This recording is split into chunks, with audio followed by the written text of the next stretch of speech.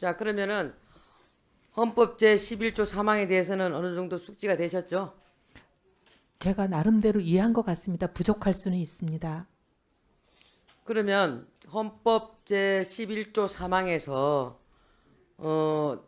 훈장이라든가 영전은 이를 받은 자에게만 효력이 있고 어떠한 특권도 이에 따르지 아니한다라고 돼 있지 않습니까? 그러면 훈장이라는 것은 뭐 잘 아시다시피 훈장을 말하는 것이고요. 영전은 그와 관련돼 갖고 포괄적인 것을 갖다가 영전이라고 그럽니다. 맞죠? 네, 자, 그렇게 이해했습니다. 예. 이랬을 때 연세대학교에서 이런 부분을 조항에 넣어서 예를 들어서 뭐 조부의 그 훈장이나 영전을 그 자격 요건에 이게 부합하도록 만들었다라고 한다면 이거는 헌법에 위배되는 거 맞죠?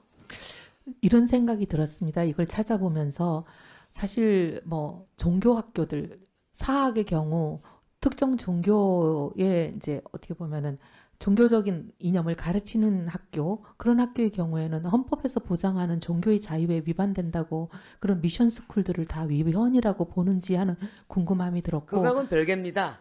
제가 아직은 그거는 네. 우리 대한민국 국민 또 자녀 이런 데의 학습권에 대해서 얘기하는 것이고요. 이거는 법 앞에 평등을 얘기하는 것입니다. 그 맥락이 다릅니다.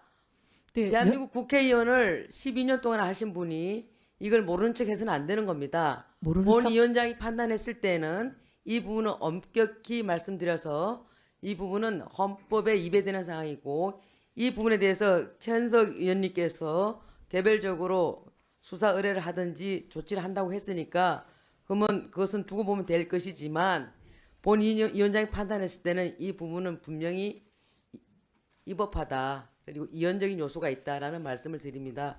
이 부분 잘 참조하시기 바랍니다.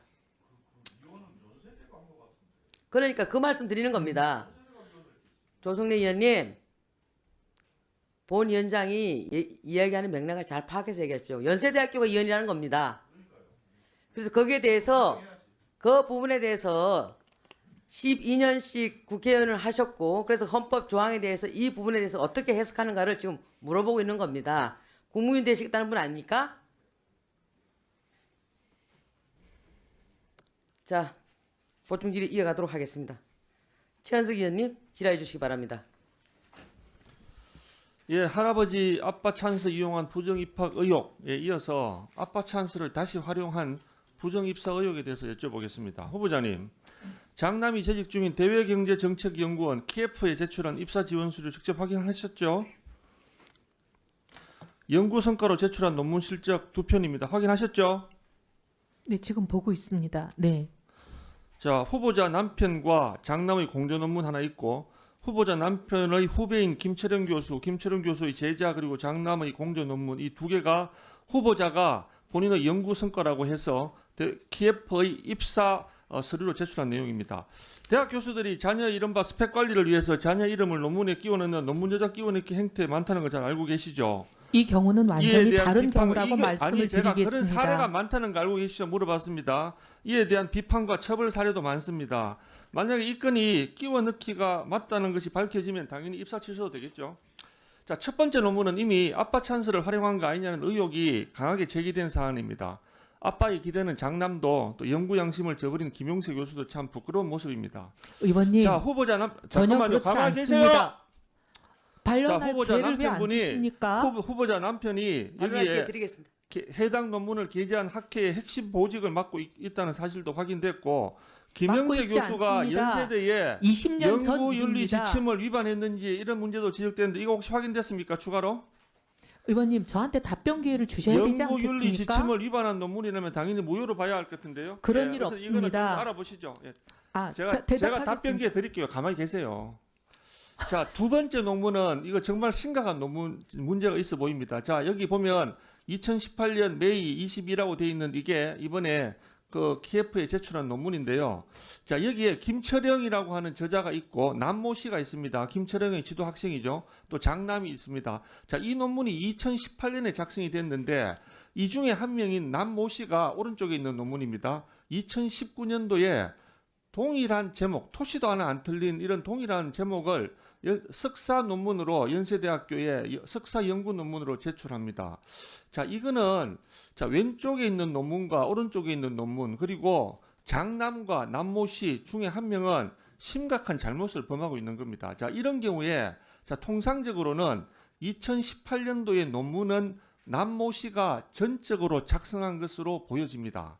후보자의 장남은 논문 작성에 아무런 역할을 하지 않았다고 추정되는 게 2019년에 이 남모씨가 김철영 교수의 허락을 받아서 석사 연구 논문으로 제출했다는 사실은 2018년도의 논문이 남모씨가 전적으로 작성한 논문이라고 하는 것들을 시인하는 거나 마찬가지다라고 하는 게 학계의 공통된 중론이고 아마 이 자리에 계신 다른 의원님들이나 또 아마 후보자도 이 학계에 많이 있었으니까 이런 것들에 대해서는 너무 잘 아실 겁니다. 네, 의원님 자, 전혀 잠깐만요. 사실 제가 아니기 때문에 답변 질문 좀 해도 드릴게요. 됩니까? 잠깐만 질문 드릴게요. 예.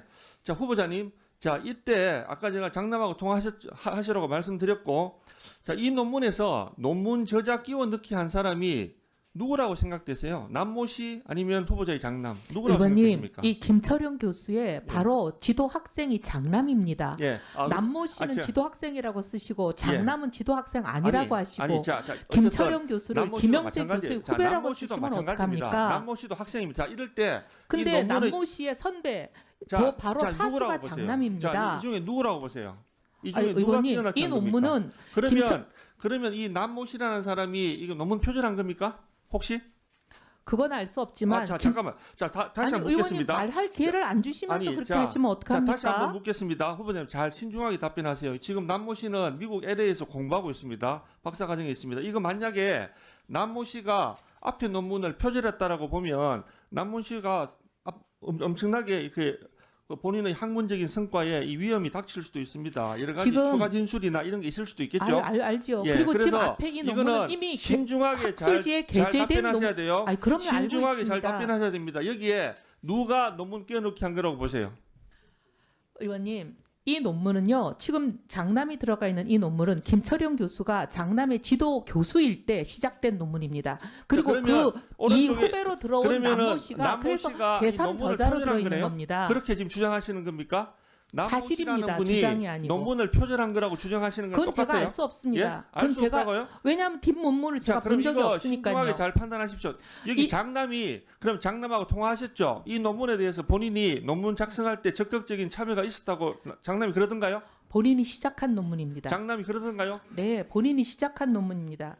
잘 알고 있고요, 이 논문에 대해서. 그리고 지금 의원님도 그렇고 온갖 언론들이 김철용 교수와 장남의 관계를 완전히 무슨 아빠의 지인 찬스라고 쓰고 있는데 김철용 교수는 장남의 지도 교수입니다. 석사 과정에서. 그래서 장남과 김철용 교수가 시작한 논문이고 그 논문은 학술지에 이미 게재된 지가 오래된 논문입니다. 게재되고 나서 저 남모 씨의 지금 논문이 나온 겁니다. 어느 게 먼저인지를 보셔야 되지 않겠습니까? 남모 씨 논문이 훨씬 뒤에 나왔고 먼저 나온 저 논문이 같이 학술지에 이미 게재가 됐습니다. 의원님.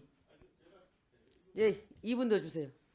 그러니까 자 후보자님 그러면 어쨌든 저 분명히 장남하고 통화하셨고 장남은 그러면 남모 씨가 본인의 논문을 이렇게 표절한 거라고 주장하던가요? 아니 혹시? 그렇게 얘기하지 않고 어떻게 아니, 되는지 그러면 선후 관계만 얘기했습니다. 좋습니다. 이 부분은 남을- 자 그러면 남을 자, 비난할 남모 필요가 뭐 씨가 있습니까? 2019년에 이 논문을 만약에 표절했다라고 보면 지금 공부하고 있는 남모 씨 같은 경우에는 박사학위나 이런 데에 대한 취득에 심각한 문제점이 있을 수 있습니다. 이런 것들 잘 감안하셔가지고 정말 김철영 씨에 대한 김철영 씨하고 그다음에 남모 씨 장남이 김철용 교수에게 혹시 자, 물어보셨습니까? 앞에 있는 이 논문에 대해서 이렇게 김철영 교수에게 본인들이 장남이 물어보십시오. 진짜 이 역할을 했다라고 이렇게 주장하시는 거죠? 주장이 예. 아니고 사실입니다. 알겠습니다. 예. 자, 여기까지 하고요. 아니 선후 관계를 보면 너무나 아니- 분명한 사안 아닙니까? 의원님 이게 판단의 영역입니까? 사실의 영역입니까? 이건 사실의 영역입니다.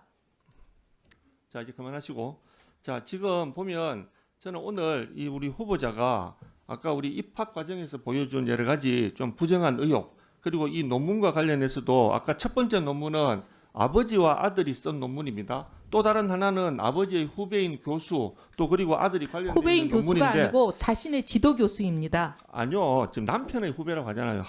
근데 네, 왜 어쨌든 지도교수를 빼고 남편의 후배라고 하십니까? 남모 씨의 지도교수라고 하시면 장남의 가만히 좀 지도교수라고 계세요. 얘기하시는 게 맞는 거 가만히 좀 아닙니까? 계세요. 가만히 좀 계세요. 예. 의원님, 제가 오늘 하루 종일 의원님 예. 질의를 들었는데요. 자, 가만히 계십시오. 의원님 아니, 가만히 과하십니다. 계세요. 예? 제가 발언할 가만히 시간 계십시오. 없습니까? 하루 제가 종일, 답변할 시간 하루 드리겠습니다. 종일 거짓말과 위선과 거짓 이렇게 하신 분이 지금 갑자기 이렇게 위선과 거짓하지 나서서 않았습니다. 하루 그만하십시오. 종일 참았습니다. 자, 저는 이렇게 정말 거짓과 위선 그리고 탐욕과 반칙 이런 것들로 점철된 우리 후보자가 우리 대한민국의 기획예산처 장관 후보자로 이렇게 지정된 것 자체가 하나의 넌센스고 지금 오늘 후보자가 이 자리에 대해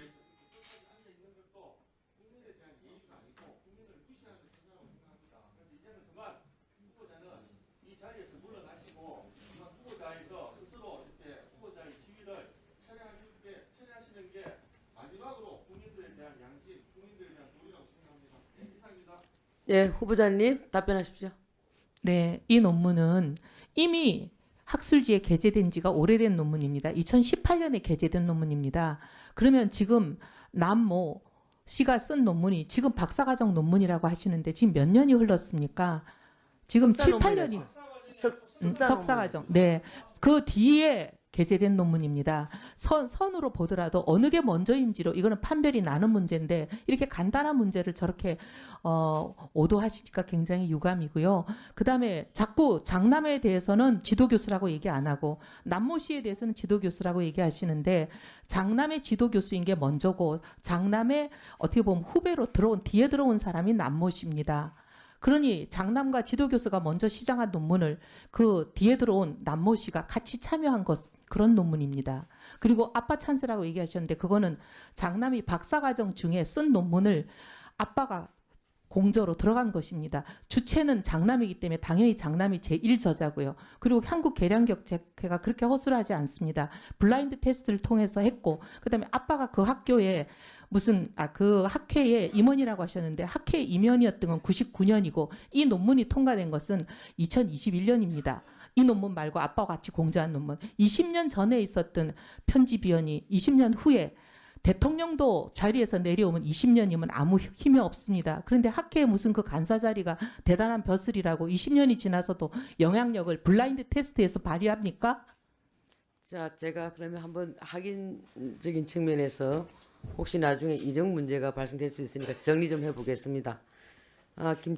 김철영 교수님 밑에 제자가 두 분이 있는데 장남이 먼저 우선 선배고 나중에 남모 씨가 후배였는데 그 논문은 2018년도 5월 달에 이미 게재가 된 논문이고 그것을 2019년도에 이 석사 논문이었 2018년 석사 논문이었는데 이 부분이 2019년도에 남모 씨가 이 부분을 자기가 쓴 것처럼 지금 내고 박사과정에 들어갔다는 거 아닙니까? 그것까지는 그러면- 모릅니다. 그러니까- 후에 석사가 그러니까- 논문이 됐다는 것만 알고 있습니다. 그러니까 그 순서상으로나 이런 저는 정황으로 봤을 때는 남모 씨가 표절이다. 그건 뭐- 누가 표절이라고 제가 얘기하기는 어렵고 순서가 그러니 장남이 표절했을 리는 없다라는 말씀을 드리고 싶습니다. 자, 여기까지 정리됐으니까 최현석 네. 의원님 나중에 더 질의하실 얘기 있으면 질의하시기 바랍니다.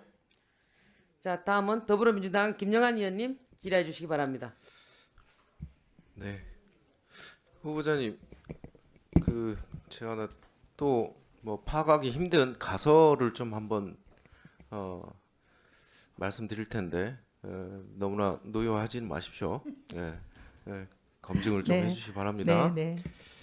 지금 삼남이 다녔던 초등학교하고 그러니까 배우자의 외삼촌, 캐나다에 거주하시는 그분 집에서 이렇게 통학을 했던 것 같아요. 맞습니까? 네, 맞습니다. 아까 이제 뭐 유학 관련돼서는 박수현 간사님께서 좀 말씀 주셨는데 그건 법적인 다툼이 좀 있는 것 같아요. 한번 잘 살펴보셔야 됩니다. 그런데 제가 영종도 땅 등기부등본을 보니까 이동훈 씨가 지금 36년생이신데요. 88년에 이 영종도 땅을 취득을 해요. 이제 문제가 된 그 땅입니다. 한 2,000평인데 지금 영종 하늘도시 그 노른자는 맞더라고요. 그런데 인천공항 개발 계획이 언제 잡힌지 아세요? 90? 공사가 92년도에 들어갔고요. 네, 그럴 겁니다. 예, 예. 네. 그 노태우 정부 말기에 들어갔습니다. 네. 이 개발 계획이 언제 잡힌지 아세요? 어느 개발 계획이요? 영종도 개발 계획이요? 아니면 그렇죠. 영종 하늘도시요? 두 개가 차이가 있을 겁니다. 그러니까 국제공항 개발 계획이 먼저 잡히고 그 네, 주변 맞습니다. 개발 계획이 잡힐 겁니다. 네네. 예, 그래서 그 전체 개발 계획이 언제 잡히는지 아시냐고요? 전두환 정권 때입니다. 아, 그럴까요? 네. 전두환 정권 때 잡히고 네. 그 다음에 노태우 정부 때 시작을 하죠. 네. 그런데 제가 이게 제 추리입니다.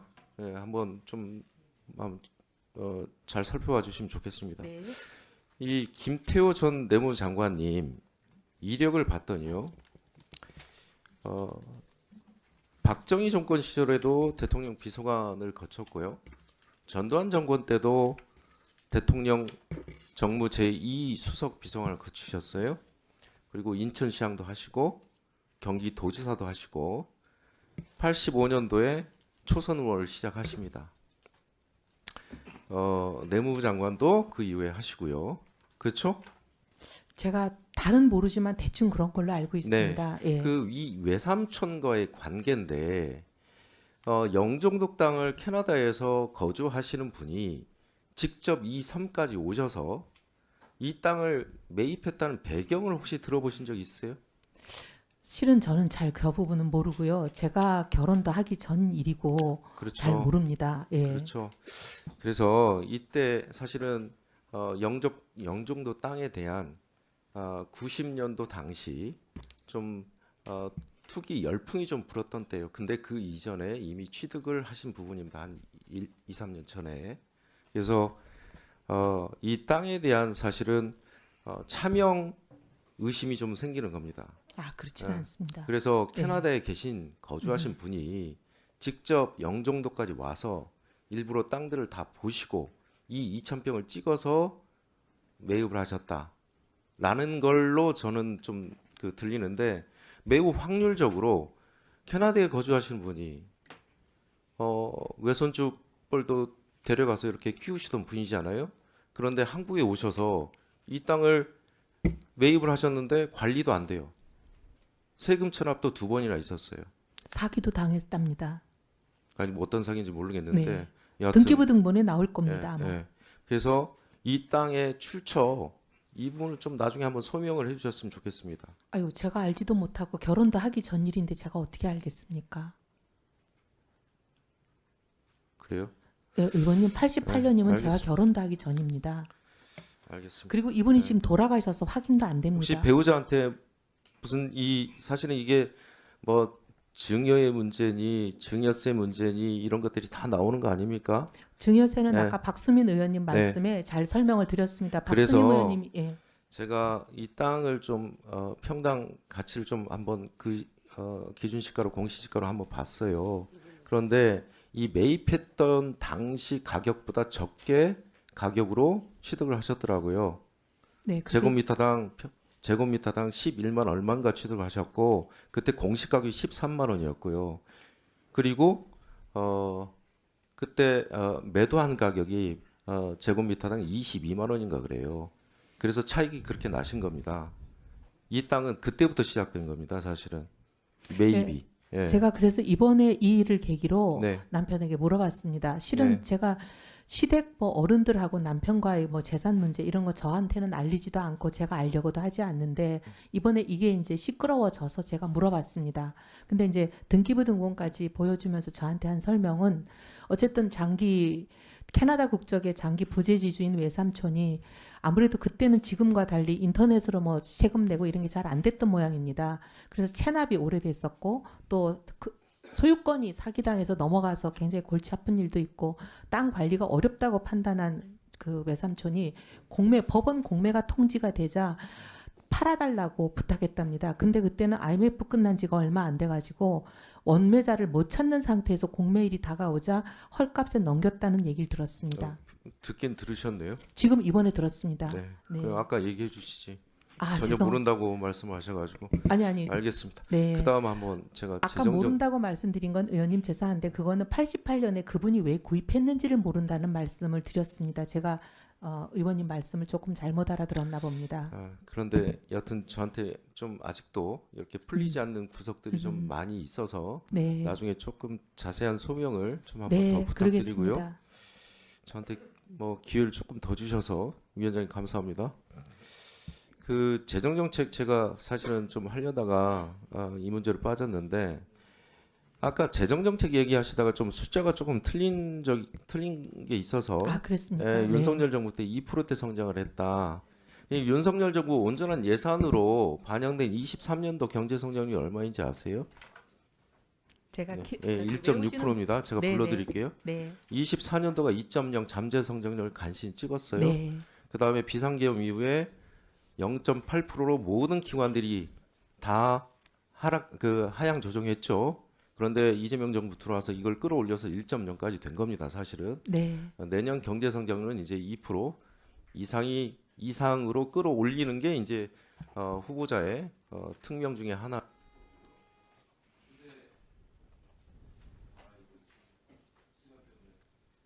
그것까지 하십시오. 예. 자, 다음은 더불어민주당 진성준 의원님 질의해 주시기 바랍니다. 네, 앞서 우리 김태년 위원의 질의에 대해서 확장 재정과 관련해 가지고 말이죠. 윤석열 정부 3년의 어떤 재정 정책, 경제 정책을 보면서 재정 정책에 대한 생각이 많이 바뀌었다 이렇게 말씀하셨어요. 근데 그건 좀 저는 잘 안 믿겨집니다. 윤석열 정부 3년 차인 2024년 9월 4일 JTBC 5대0 라이브라고 하는 인터뷰에 네, 나가셔서 기억하고 있습니다, 의원님. 맞습니다. 아까 김태년 위원의 질문에 대해서 최근 2년 동안 방송 같은 거 일치 안 했다 이런 식으로 말씀하셨어요. 네, 2024년에 하고 2026년이니까 2년 안 했다고 저는 생각했습니다. 2026년 1월 며칠인데요. 횟수로 그렇다 이런 말씀인가요? 네. 많이 아니고. 근데 2024년 9월이면 윤석열 정부 거의 끄트머리 아닙니까? 3년간의 경제 재정 정책을 충분히 보고 평가할 수 있었던 시기예요. 근데 그때 나가서 어떻게 말씀하셨는지 기억하시죠? 네, 예. 문재인 정부가 어마어마하게 늘려놓은 걸 윤석열 정부가 3년 만에 거의 기적이라고 할 만큼 안정시켰다. 그러니까 저는 후보자께서 그렇게 강변하고는 계시지만 꼭 그렇다기보다 기획예산처 장관 후보자로 지명된 것이 생각을 바꾼 아주 큰 계기다 이렇게 생각합니다. 그건 뭐 내면에 있는 것이니 그걸 제가 무슨 수로 뭐 반증하겠습니까? 그런데 그렇다 하더라도 할 수 없어요. 뭐 그렇게 해서 정책적인 신념을 바꾸고 새 정부의 정책적 기조 또 국정과제의 기조에 맞춰서 충실하게 일하겠다 하면 또 그것으로 족할 일이라고 저는 생각해요. 그런데 학자적인 양심 때문에 그게 좀 뜨겁게 생각되시나 봐요. 학자를 떠난 지는 오래됐습니다, 글쎄, 의원님. 그럼 정치적인 양심입니까? 또 보십시오.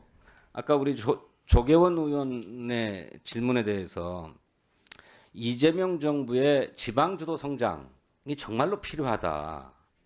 지방 소멸의 위기 뭐 이런 것들 때문이라도 더더욱 그 균형 발전에 전적으로 동의하고 그렇게 해나가겠다고 말씀하셨는데 후보자께서 2024년 총선 당시에는 뭐라고 그러시냐면 서울 인접 도시들을 서울로 포함시켜 가지고 편입시켜서 메가시티 서울을 만들자라고 하는 것이 국민의힘의 총선 공약이었습니다.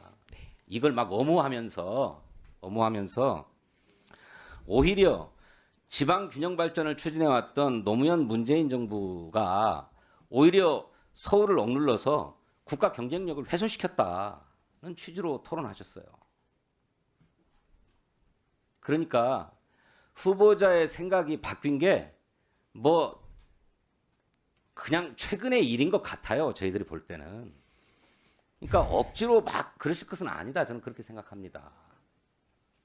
솔직하게 인정하시고 이제 그런 것들을 잘 반성하고 새 정부의 기조에 맞게 해 나가겠다라고 약속하시면 될 일이다. 저는 그렇게 생각해요. 네, 그래서 제가 제 생각을 바꿨다고 말씀드리는 겁니다, 의원님. 그런데 애써 무슨 전사가 있는 것처럼 말씀하고 계시잖아요.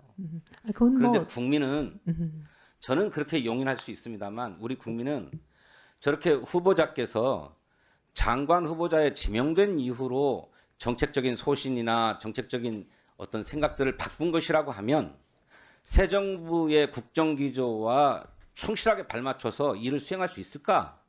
의심할 수 있는 대목은 있을 거다. 저는 그렇게 생각합니다. 의원님 2024년 총선도 지금부터 2년 전입니다. 예? 2024년 총선이요. 몇 년 네. 전이라고요? 지금부터 2년 전쯤 되지 않습니까? 제가 틀린 말씀을 드렸다기보다 그러니까 그렇게 자꾸 말씀하시는데 네. 이를테면 제가 아까 내란 문제와 관련해서도 말씀드렸지만 후보자께서는 장관 후보자로 지명되기 직전까지 국민의힘 당협위원장으로 일하고 계시지 않았습니까? 네, 맞습니다. 이탈하지 못한 이유가 뭐냐라고 그랬더니 후보자께서 뭐라고 말씀하셨냐면 지역구의 지방의원들의 공천도 좀 살펴줘야 되고 챙겨줘야 될 일들이 많아서 활동은 소극적이었지만 위원장 지금 가지고 있었다 이렇게 말씀하셨어요. 그러면 이제는 그분들을 챙겨주는 것들은 다 뒷전이고 위원장 내려놓고 이제 새 정부에 들어와서 열심히 하면 되는 것입니까?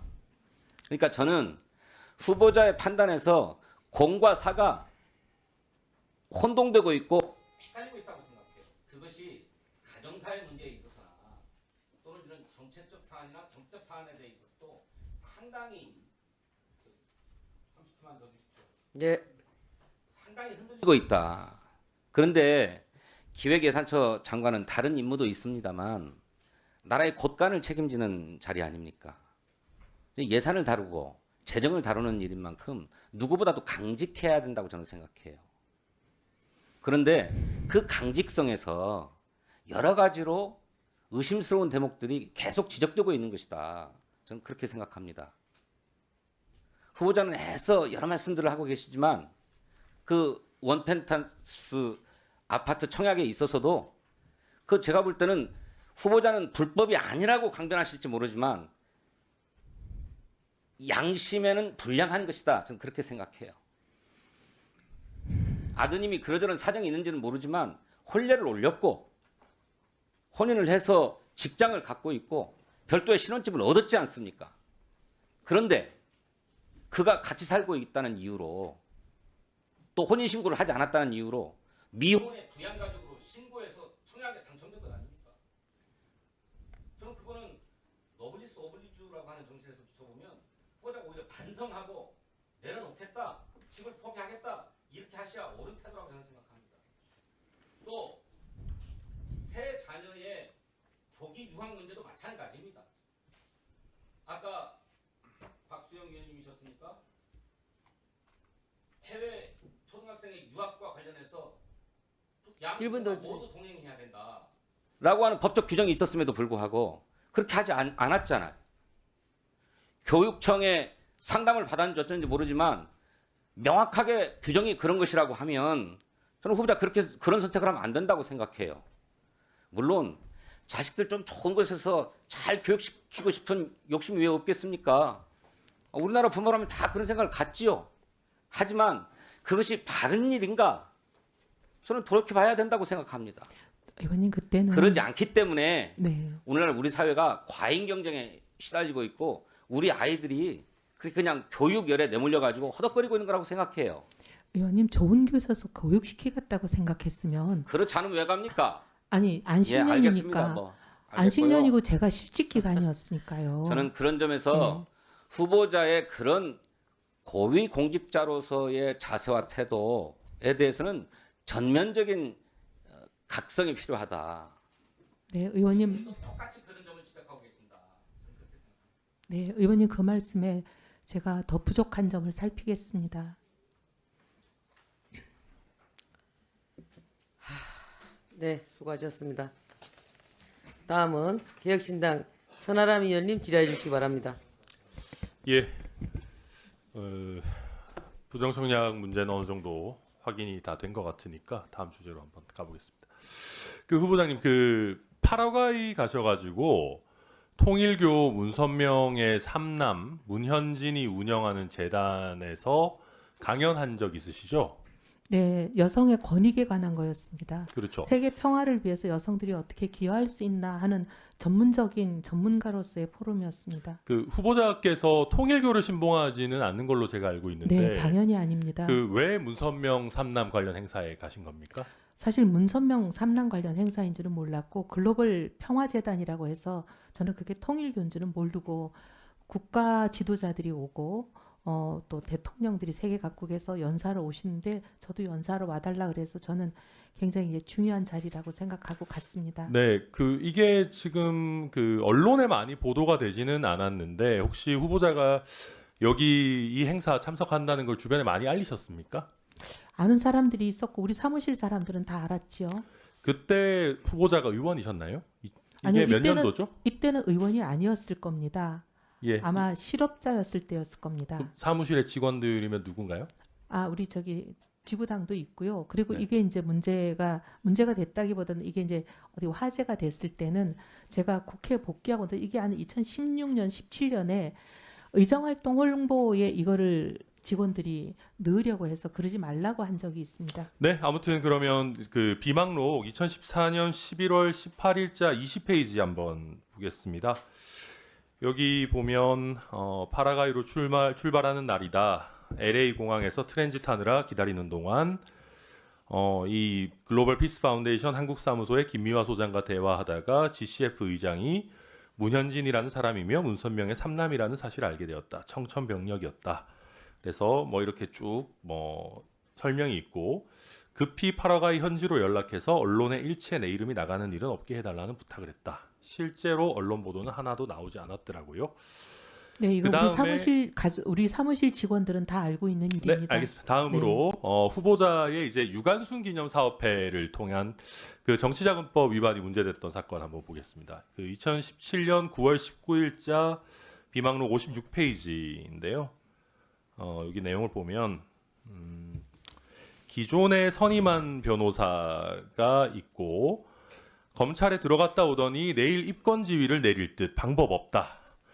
이런 소리 할 거면 비싼 변호사비 왜 받나 이렇게 돼 있고 최동욱 총장께 전화 수임해야 일할 수 있다. 뭐 이런 식의 내용들 쭉 나오는데 후보자께서는 최동욱 전 총장을 선임한 적은 없다라고 답변을 하셨죠. 오늘도 뭐 권영세 의원님 질의도 하셨는데 저희 확인해 보니까 최동욱 전 총장 같은 경우에는 자신이 속한 법무법인 차원에서 수임한 것은 맞다라고 했거든요.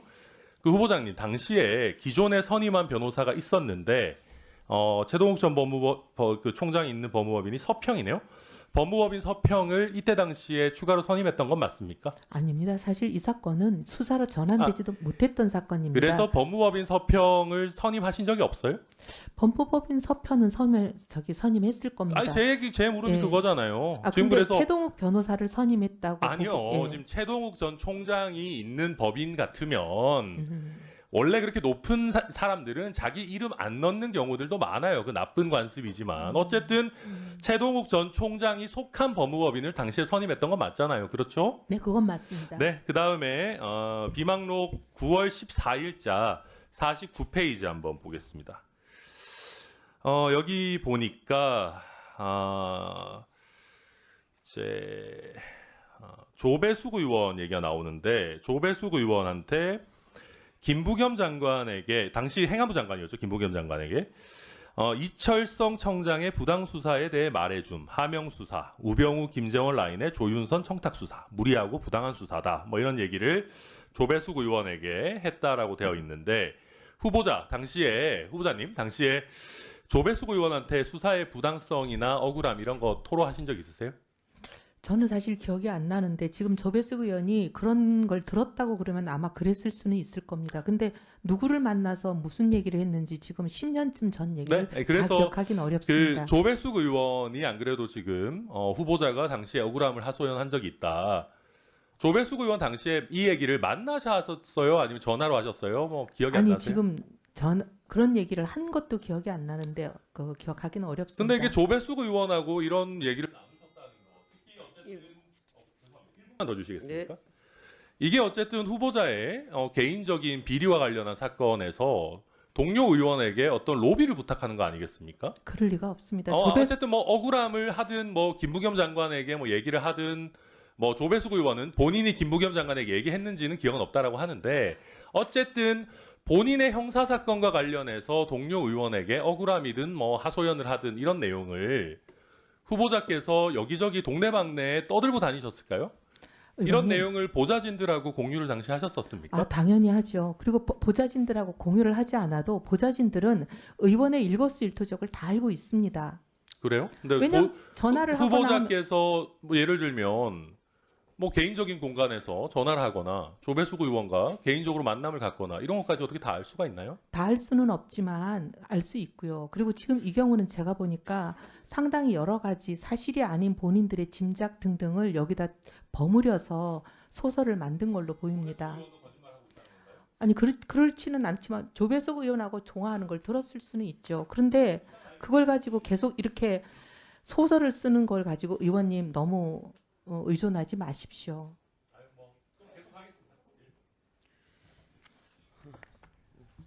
네, 수고하셨습니다. 다음은 더불어민주당 박홍근 의원님 질의해 주시기 바랍니다. 국회 의결 소위도 계셔봤고 또 간사도 하셨으니까 편성이야 정부의 권한이지만 뭐 심의권은 또 국회의 권한 아닙니까? 지금의 이 정부와 국회 간의 예산 편성에서의 이 권한 행사 서로 간에 합당하게 하고 있다 보십니까?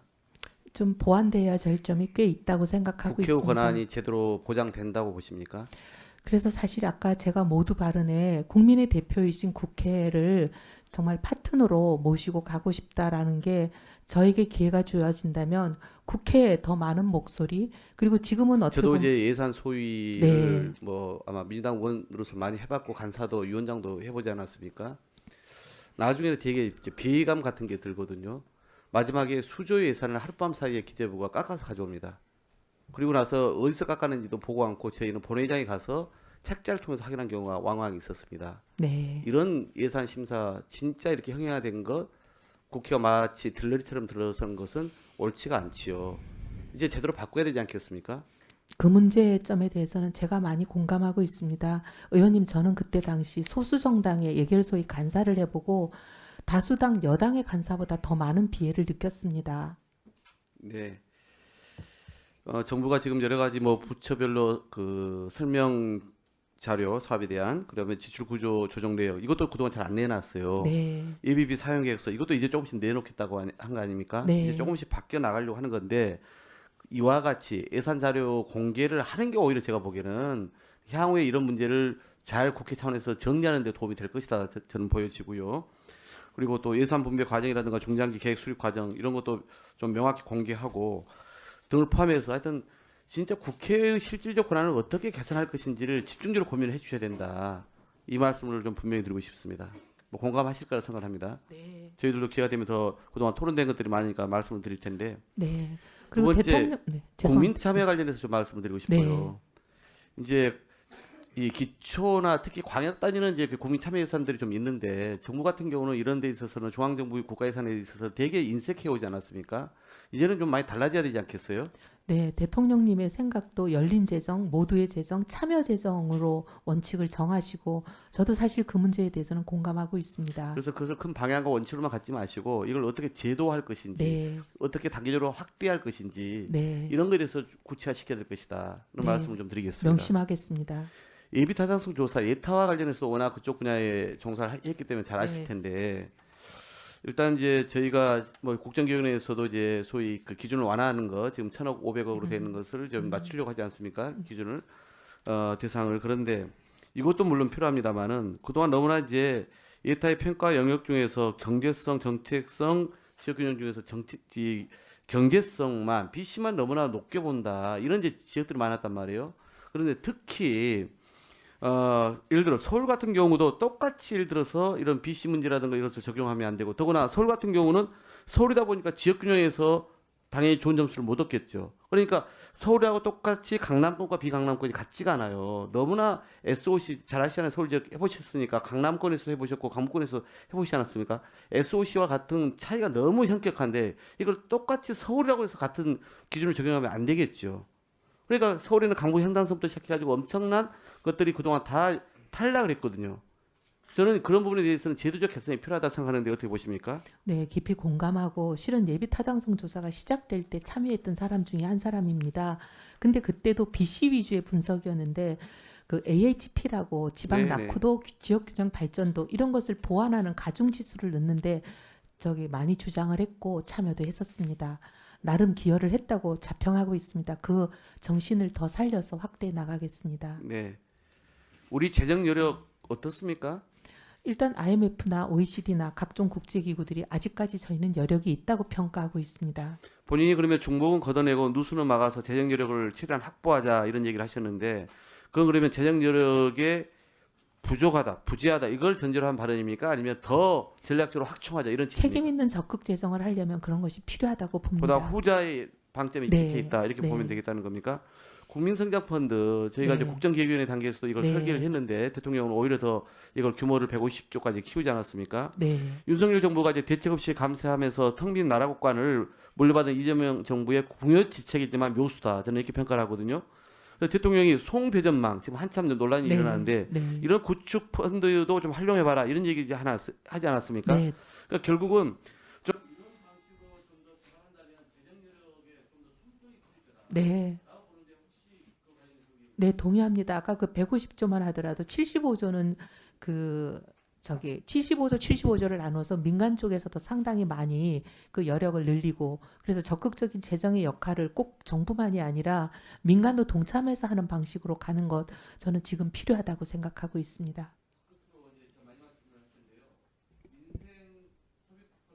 네, 네.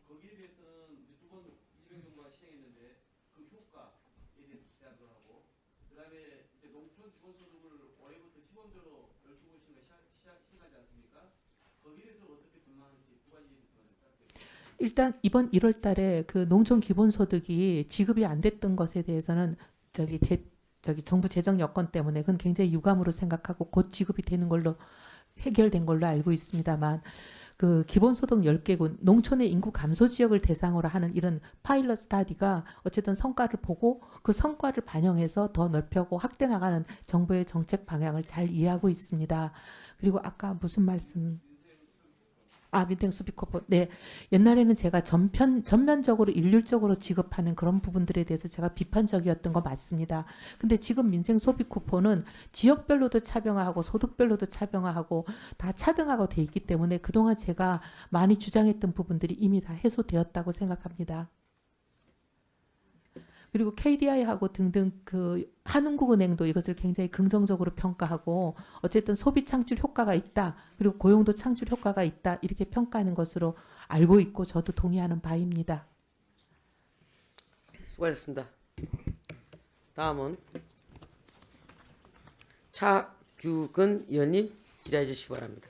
네, 저도 정책 질의 준비는 했습니다만은 여전히 후보자의 고위 공직자로서의 기본 자질에 대한 의구심을 제가 해소가 안 되기 때문에 추가로 더 좀 질의를 해보겠습니다. 후보자가 2023년 연말까지 계약 기간이었다가 7개월 계약 기간 연장할 때 그때는 그 다음에 원펜탄스 청약 이게 진행 줄 몰랐다 어떻게 알 수 있었냐라고 아까 말씀하셨죠? 맞습니까? 근데 그걸 누가 알겠습니까? 전 당연히 몰랐고요. 자, PPT 띄워주세요. 자, 2023년 10월 4일자 기사, 그리고 2023년 11월 28일자 언론 보도, 2023년 12월 25일자 언론 보도, 그 다음 2024년도에 원펜타스가 청약 성장이 나온다, 대여가 나온다. 2023년도에 이렇게 계속 언론 보도가 나왔습니다.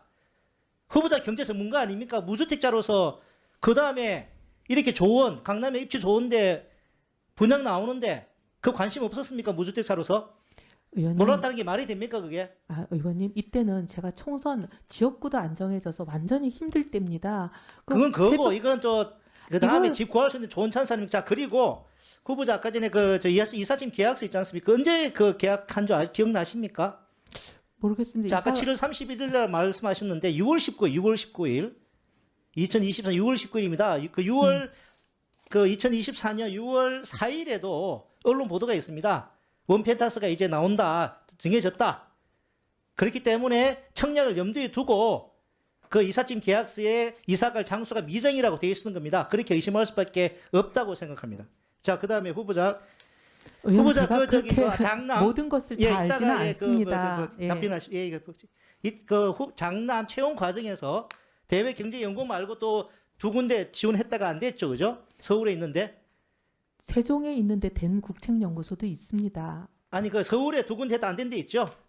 네네네. 국책은 자, 거기에 아닙니다. 자, 그러면은 민간 연구소입니다. 그 불합격한 그 저 연구 기관 원장도는 관계자 면담해 가지고 서류에서는 탈락했지만 면접 기회 달라고 부탁한 사실이 있습니까? 없습니까? 아닙니다, 아닙니다. 없습니까? 아닙니다. 예. 선사하고 말씀하신 거예요, 아니, 지금? 그럼요. 자, 그러면 후보자 다시 한번 묻겠습니다. 후보자 자녀가 서류 심사 탈락했는데 채용 세미나에는 참여한 경우 있습니까? 없습니까? 서류 심사에 탈락했는데 세미나에 간 적이 있을까요? 그런 거는 못 들었는데요. 그것도 없습니까? 자, 없을 좋습니다. 거죠? 예. 자, 그리고 아까 전에 그 국위 선양자로 그 장남이 연대 합격하지 않았습니까? 네. 그 국위 선양자 그게 어느 전형에 한한 줄 아십니까? 사회 기여자 전형이라고 어제 들었습니다. 그죠, 사회 기여자. 그럼 사회 기여자 그거는 어느 전형에 한한 줄 아십니까? 아, 그거는 잘. 사회 통합 전형입니다. 아, 그렇습니까? 사회 예. 통합 전형 밑에 사회 기여자, 사회적 배려자 있는 겁니다. 네. 사회적 배려자 우리가 함으로써 배려함으로써 사회 통합을 할 수 있는 거죠. 사회 기여자도 뭐 할 수 있다 봅니다. 근데 다른 사람도 아니고 한국에서 그 장관했던 사람의 손자 대학 입학할 때 특혜 받는 게 그게 사회 통합에 도움이 되는 겁니까? 그렇게 생각하십니까? 아까 문제 없다고 말씀하셨는데 법적으로 문제 없다고 뭐 강변하시는데 그게 사회 통합에 도움이 됐다고 생각하십니까? 의원님, 근데 저는 제가 그 전형을 만든 것도 아닙니다. 그걸 떠나가지고 지금 예. 고위공직 법적으로 문제 있냐 그걸 떠나가지고 아, 네. 국민의 눈높이에서 지금 묻는 거지 않습니까? 아, 네. 그 부분에 대해서는 저도 좀 더 세심하게 살피지, 지금 사회 통합 전형에 있는 줄은 몰랐습니다. 세심히 살피지 못해 송구합니다. 사회 통합에 기여했다고 봅니까? 기여 안 했다고 봅니까? 아들이 한강 작가 같이 진짜 국위를 선양한 그런 사람의 가족도 아니고 국내에서 장관하고 명예와 부를 다 누리고 그것도 모자라 가지고 손자를 갖다가 그렇게 대학 입학하는데 덕키를 줘요? 그게 무슨 사회 통합입니까? 그게 이거는 우리나라 정통 그 기득권 세력들의 절제되지 않은 욕망, 기득권 카르텔의 부끄러운 민낯이라고 봅니다. 부끄럽게 생각하지 않습니까? 그리고 저는 후보자가 진영을 달리해서 온 것이 또 하나의 사회통합 전형 인사청문회라고 봅니다. 그런데 과연 후보자의 모습이나 이런 상식적으로 납득되지 않는 국민의 상식적으로 이해되지 않는 원패다스 청약 그 과정이나 할아버지가 장관이었다는 이유만으로 아들이 연세대학교 일반 수시 전형은 경쟁률 얼마인 줄 아십니까? 46대 1인데 사회 그 통합 전형은 16대 1이에요. 아드님은 그 낮은 경쟁률 해가지고 이득을 본 겁니다. 저는 1분 더 주세요. 진영의 통합 그런 차원에서 기재부 예산처 장관 후보자로 지명이 된 그 취지, 대통령의 고민은 저도 모르는 바 아닙니다만은 인사청문회 예정된 이후에 드러난 여러 가지 의혹이나 오늘 또 드러난 장남의 사회 전형, 사회통합 전형을 통한 합격, 여전히 납득되지 않은 원패다스 부정 청약 관련된 납득되지 않은 소명을 들으면서 과연 정책 능력을 떠나가지고 고위공직자로 기본적인 차질이 심히 의심된다. 이렇게 저는 말씀드릴 수밖에 없습니다. 네, 수고하셨습니다. 다음은 국민의힘 박수민 의원님 질의해 주시기 바랍니다. 예, 그 삼남 초등학교 캐나다에서 근무했던 PPT 띄워주십시오. 제가 이거 안 물으려고 그랬는데 도저히 해명하시는 것 때문에 이거 다시 얘기 안 할 수가 없어요. 띄우면 시작하겠습니다.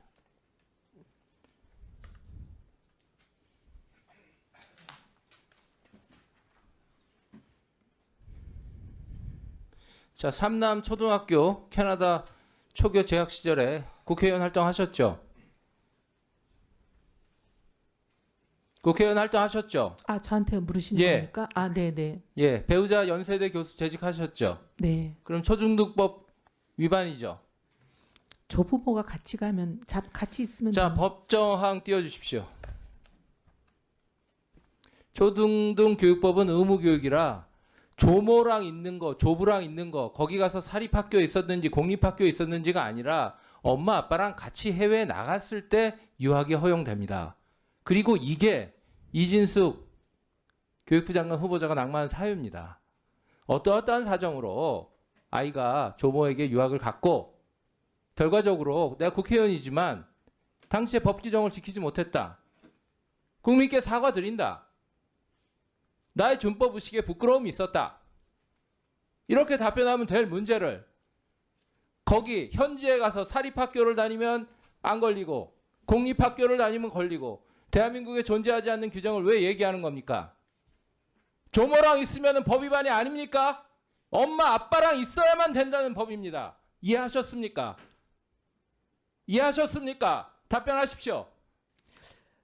저희가 그때 알기로는 조부모는 가능한 걸로 알았는데 의원님 다시 챙겨보지 못한 것 죄송합니다. 교육청 누가 허락해줬는지, 법 위반을 교육청 누구의 허락을 받고 나갔는지 교육청 팔지 마십시오. 제가 웬만하면 안 하려고 했는데 오늘 후보자의 핵심 의문점은 신빙성입니다. 갑자기 앉아서 미국에 가서 캐나다에 가서 사립학교 가고 공립학교 가고 그 다음에 계속 거기 거주해서 대학을 현지에서 가면 경우가 다르다. 대한민국 법은 그게 아닙니다. 중학교까지는 엄마 아빠가 같이 유학을 가야만 한다. 그게 하는 것이 의무교육법의 취지입니다. 이해하셨습니까? 네. 예, 그 오각형표 띄워주십시오. 제가 보니까 도저히 준법의식 역시 최하점입니다. 도덕성도 제가 원펜타스 얘기 들어보면 법을 지키셨을 수는 있을 것 같아요. 그러나 편법으로 보입니다. 도덕성, 재테크 도덕성, 재테크의 능력은 인정하지만 도덕성 인정 못하겠습니다. 전문성 토론하겠습니다. 제가 들어보니까 전문성도 상당히 의구심이 듭니다. 제가 재정에 대해서 잠깐 말씀드릴 테니까 답변해 보십시오. 문재인 정부 때 코로나가 왔고 대규모 재정 지출이 필요했습니다. 저는 필요했다고 봅니다. 근데 대한민국의 재정 지출은 미국과 유럽과 달랐습니다. 미국, 유럽은 영업 보상에 직접 현금을 투입했습니다. 영업 정지를 했기 때문에 상응해서 소상공인들에게 직접 현금을 줬는데 우리나라는 대출이 많이 나갔습니다. 그 빛의 굴레가 아직도 넘어와서 논의하다가 계엄 터지고 더 피해가 커지고 지금 이 상황에 있습니다. 그러면 문재인 정부 때 600조까지 폭증한 그 재정은 어디 쓴 겁니까? 뉴딜, 사업 등등에 나갔습니다. 재정 지출 규모보다 내용의 미스매치를 지적한 겁니다. 그러면 그렇게 그때 600조까지 늘어나면서 국가부채가 몇 %까지 폭증했는지 알고 계십니까? 몇 프로에서 몇 프로로 올랐습니까? 문재인 정부 때. 60%까지 올랐던 걸로 기억합니다. 60% 전입니다. 그러나 폭증했습니다. 네. 그러면 윤석열 정부 들어서서 전 세계적으로 인플레이션이 터지고 고금리가 몰려오고 기업 부채, 국가 부채, 가계 부채, 3종 부채 세트가 있는데 그러면 재정을 펑펑 풀어서 인플레이션을 촉진해야 됩니까? 어떻게 해야 됩니까? 제가 그 부분 잘했다고 하지 않았습니다, 의원님. 아니 윤석열 정부의 참담한 실패 결과를 보고 전향을 하셨다면서요. 네, 윤석열 정부는 잘못한 게 있는 거고요. 문재인 정부가 그렇다고 해서 잘했다고 하지는 않았습니다. 잘못한 걸 구체적으로 지적하세요. 윤석열 정부는 기업 부채, 가계 부채, 재정 국가 부채 3종 세트 속에서 위기에 복합 위기에 맞았고 그걸 V자로 해결하느냐, 경착륙하느냐, 연착륙하느냐의 선택이 있었습니다. 저는 경착륙이 옳았다고 봅니다. 그런데 윤석열 정부는 연착륙을 했고 지금 이재명 정부로 넘어왔습니다. 세수 기반 높여야죠.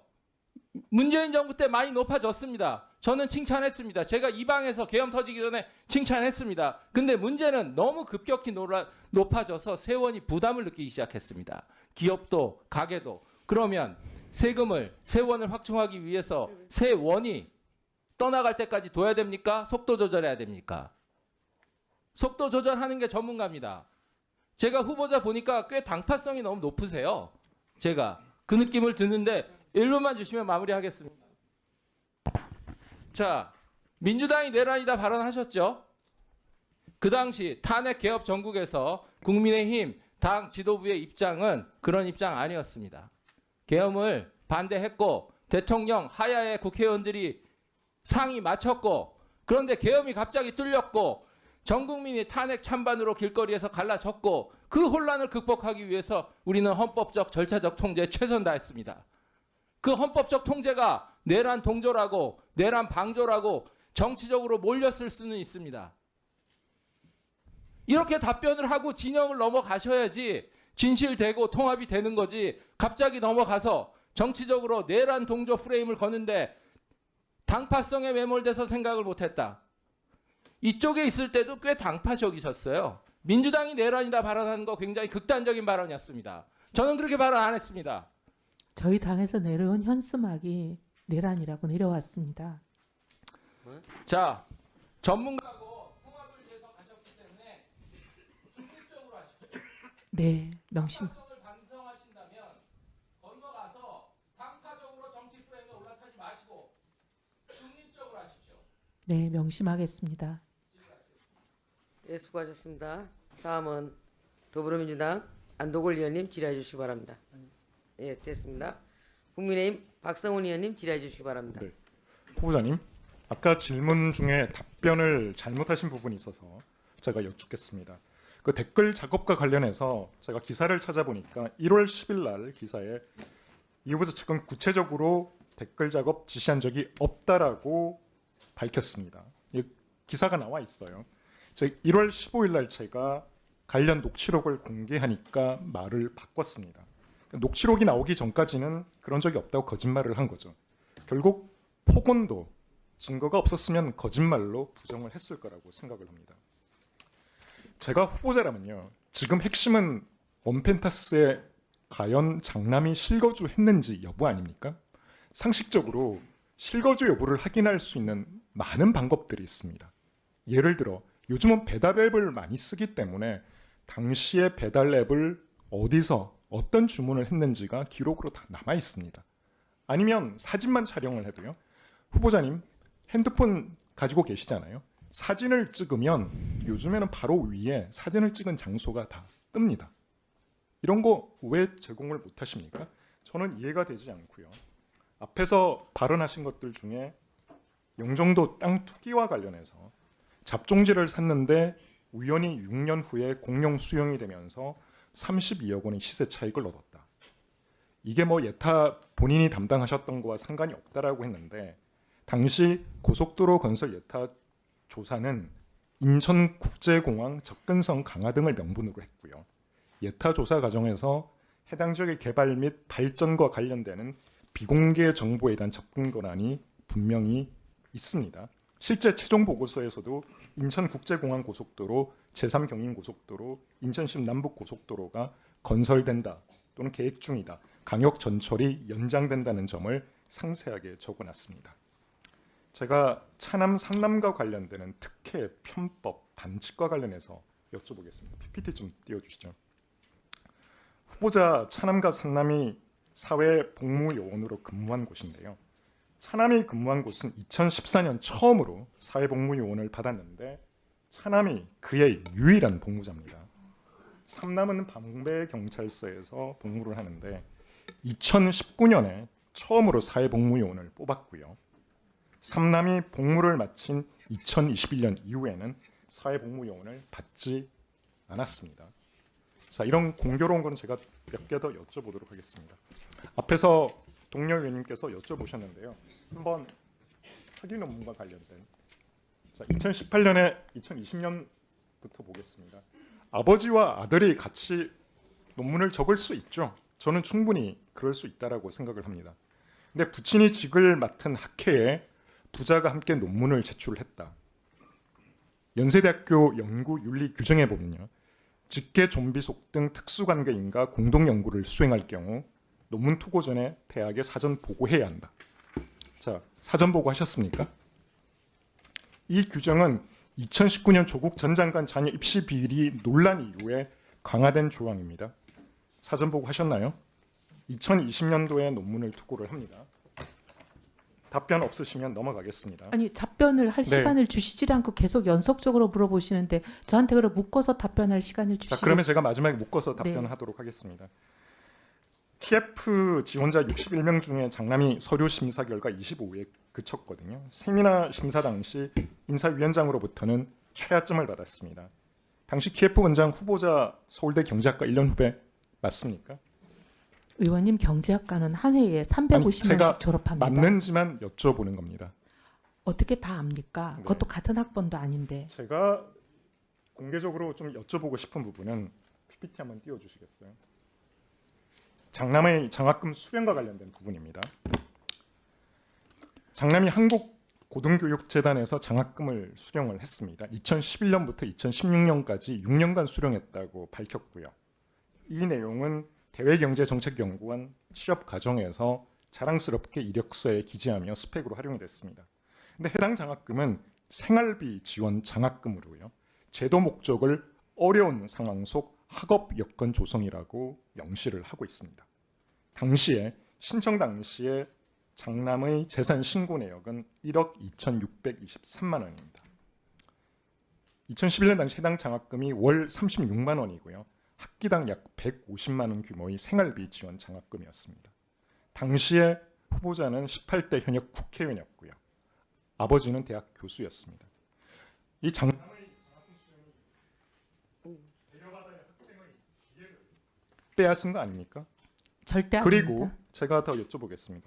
문제는 그런 거에다가 추가해서 장남은 해당 장학금 수혜 사실을 이력서에 6년간 수령했다고 기재를 했습니다. 한번 띄워주시겠어요? 재단 측은 4개 학기만 지원하는 제도라고 밝히고 있습니다. 국책연구기관 채용 과정에서 분명한 스펙 부풀리기가 있었죠. 절대 이게 단순 아닙니다. 해명이 아니라요. 아니 절대 아닙니다. 명백히 조사가 필요한 사안입니다. 시간 주시면 다 해명하겠습니다. 해명해 보십시오. 네. 첫 번째 장학금부터 말씀드리겠습니다. 이 장학금은 고등교육재단에서 대학 특별장학제도로 생활과 상관이 없습니다. 우리가 장학증서도 다 제출했고 재단에 있었던 당시 공고문도 다 냈습니다. 거기 보면 미국 유학을 준비하는 학생들에게 해외 학자들과의 우수한 연구를 지원하기 위한 거라고 분명히 되어 있습니다. 재단은 경제 어려운 제도 목적을 어려운 상황 속 학업 여건 그럼 조성이라고 여러 분명하게 가지 명시하고 장학금이 있습니다. 있는 것 중에 의원님이 다른 걸 잘못 보신 겁니다. 이거는 그 장학금이 아니고요. 그리고 지금 6년을 뻥튀기 했다 그러셨는데 2011년 4월부터 2016년 2월까지라고 분명히 적었습니다. 장학증서에도 그렇게 분명히 적어져 있습니다. 이건 사실과 다르다는 말씀 드리고요. 그리고 장남은 군대 가 있는 2년 동안 이 장학금을 본인이 신청해서 군대 가 있는 동안은 받지 않았습니다. 그리고 채용 얘기하셨는데요. 장남이 기예프에 했을 때 저희들도 사실 심사표는 알 수 없었습니다. 그런데 의원님들께서 심사표를 구하셔서 언론에 다 공개하시는 바람에 저희들도 알게 됐습니다. 근데 그 심사표에 보면은 외부 심사위원들은 오히려 낮은 점을 줬고 외부가 높은 점을 줬고 내부가 낮은 점을 줬습니다. 어쨌든 채용 압력이 있지 않다라는 반증이기도 하지만 일단 첫 번째 단계 이거는 서류 심사입니다. 서류 심사에서 25등 했습니다. 하지만 남은 두 단계가 뭐냐면 미국에서 전 세계에 열리는 잠바켓에서 잡 인터뷰를 합니다. 이거는 서류가 아니고 본인의 실력으로 인터뷰하는 거죠, 영어로. 근데 거기에서 등수가 올라갔습니다. 그리고 마지막에 잡 세미나를 합니다. 한국에 초청해서. 이건 연구기관 공통입니다. 그리고 여기서 영어로 세미나를 하면 모든 연구원들이 다 모여서 한 사람이 수십 명을 마크해야 되는 그 인터뷰에서 점수를 잘 받아서 결국 2등으로 합격했습니다. 4명 뽑는데 두 번째로 합격한 겁니다. 그래서 사실과 다르다는 말씀드리고 그리고 또 할 얘기가 아직 많습니다. 아빠와 논문을 공저자한 거는 아빠 찬사 아니냐 그러셨는데요. 죄송하지만 이거는 장남이 박사과정 중에 자기 논문을 게재하는 것이기 때문에 아빠가 공저자로 들어가는 게 맞습니다. 그리고 아빠와 장남은 그때 당시는 같은 전공이었습니다. 그런데 장남은 미국 유학 가서 석사과정 2년과 미국 박사과정 2년은 아빠 전공을 했습니다. 그래서 김철영 교수도 같은 전공이기 때문에 정치경제학, 게임 이론을 이용한 법경제학과 정치경제학의 논문을 김철영 교수 지도학생으로 썼고요. 근데 장남은 나중에 마지막 박사과정 마지막에 미국에서 거시를 하는 선생님을 만나서 거시로 전공을 바꾸었고 그래서 키예프에는 거시 전공으로 채용이 됐습니다. 그리고 영종도 얘기하셨는데요. 죄송하지만 영종 하늘도시 계획과 영종도 공항 계획은 전혀 다릅니다. 영종도 공항 계획은 이미 90년부터 다 알려져 있어가지고 10년도 더 지난 땅을 모든 사람이 전 세상이 알고 있는 땅을 제가 예탈을 하면서 내부 정보를 이용해서 제가 산 것도 아니고 남편이 숙부로부터 받았다?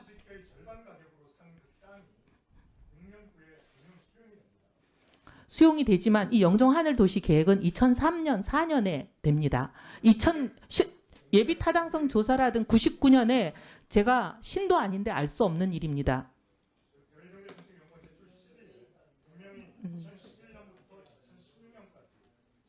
장학금 맞습니다. 그 장학 정서에 보면 정확하게 이 기간이 기록되어 있습니다. 장학 증서 냈는데 안 보셨습니까? 장학 증서에 기록되어 있는 대로 기간을 명시했습니다. 의원님께 드린 자료 모든 의원님께 드렸으니까 한번 확인해 봐 주시기를 부탁드립니다.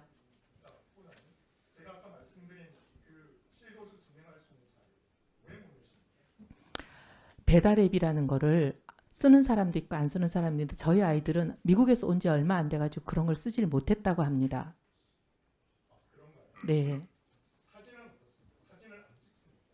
그렇지는 그건 몰랐습니다. 그건 지금 들었는데 그건 확인해 보겠습니다. 저희가 사진을 찍으면 그렇게 시간이 되는 건 지금 알았습니다.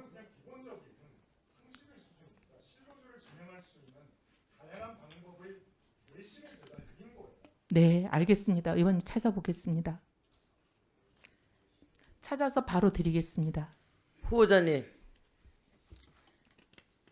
아들이 장학금을 받으셔서 자랑스럽습니까? 아니 그런 게 아니라요.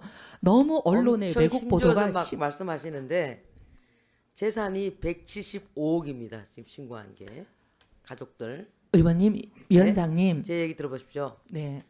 지금 우리 그 진성준 의원님께서도 노블리스 오블리주에 대해서도 계속 말씀하시고 그러는데 사실 집에 이렇게 재산이 이 정도 되면은 장학금은 받지 않는 게 맞는 겁니다. 그게 미덕이죠. 의원님, 저기 위원장님, 이거는 돈이 문제가 아니라 외국 학자들과 교류하는 기회를 갖는 장학생 신분이 중요한 근데 장학금이었습니다. 아까 보니까는 그건 또 아니라고 얘기를 하시던데. 아니요, 그게 아니고 그게 맞습니다. 그 아니라고 얘기하지 않았습니다. 제가 한 말씀 드릴까요? 네. 저는 상주 문경이 지역구입니다. 상주가 제 고향이고요. 제가 혼자 그 공천받고 내려갈 때 저는 저는 결혼을 안 했기 때문에 우리 남동생들 가족들 다 데리고 같이 내려갔는데 그때 조카 둘이 중학생 중2, 중3 이제 고등학교 들어가는 그 나이였는데 제가 시골로 가자 그러니까 우리 올케가 하는 말이 아니 형님 국회의원 정도 되시고 그러면은 다들 강남으로 못 데려가서 난리인데 왜 형님은 시골로 전학을 시키라고 그럽니까? 그래서 내가 한 말 했습니다. 공부할 사람 어디 가서 다 공부한다. 그러나 우리가 뿌리가 거기니 내려가서 사는 것도 괜찮지 않냐. 그래서 내려갔더니 그 조카 한 명이 이제 시골에는 굉장히 아이들이 없잖아요. 전학 오는 것도 드물고 그러니까 오는 걸 환영하지 않습니까? 그러니까 장학금을 얼마라고 이렇게 주는 게 있더라고. 받았다고 자랑을 하길래 다시 갖다 주라고 그랬습니다. 그 장학금 다른 사람한테 더 돌아갈 수 있도록 더 어려운 사람한테 돌아갈 수 있도록 해라. 우리는 그 장학금 안 받아도 살 수 있지 않느냐. 그래서 이미 입금이 됐대요. 그래서 그 아이 아빠가 제 남동생이죠. 학교에 발전금으로 다시 갖다 냈습니다. 우리는 그렇게 잘 살지도 못해요. 그렇게 뭐 부자도 아니고 겨우 살아요. 저는 적어도 뭐 제가 자랑하려고 그런 게 아니고 적어도 우리들은 그래도 국회의원 정도 되고 그러면은 사회지도층인데 이 정도 정신을 갖고 살아야 된다라는 게 좀 생각입니다. 근데 네, 위원장님 말씀에 175억씩이나 되는 재산을 갖고 있음에도 불구하고 그 어떤 뭐 장학금 받는 데 대해서 힘줘서 말씀하시니까 참 씁쓸하네요. 자, 다음 질문 넘어가겠습니다. 이소영 의원님 질의하시겠습니까? 네. 이종욱 의원님 질의해 주시기 바랍니다. 예. 후보자님 답변하는 과정에 그 대통령이 지명한 이유로 통합과 협치 이 말씀도 하셨고 그죠? 그다음에 국가 재정의 레드팀 역할을 하겠다 이런 말씀도 주셨어요. 그래서 제가 건전 재정에 대해 생각이 바뀌었다 이렇게 하시는 분이 국가 재정의 레드팀 역할을 하겠다는 게 뭘까? 건전 재정 측면에서 지금 후보자가 장관이 된다고 할 수 있는 뭐 일이 있을까 이런 생각을 해봤습니다. 지금 여러 가지 벌써 후보자는 예전의 그런 건전 재정에 대한 본인의 입장을 많이 바뀌었죠. 국가 채무 비율 답변서 보니까 뭐 적정 채무 비율 없다고 했습니다. 그죠? 재정 준칙도 뭐 의견 수렴을 해봐야겠다 이런 말씀했고, 전국민 재난지원금 포퓰리즘은 아니다. 소비 쿠폰 문제점은 다 해소됐고 효과가 있었다. 호텔 경제학 경제의 선순환을 잘 설명하는 예시다.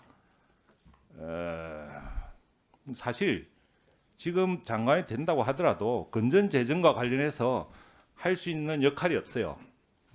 지금 중기 재정 계획에 이 정권 마지막 GDP 대비 국가 채무 비율 얼마인지 아십니까?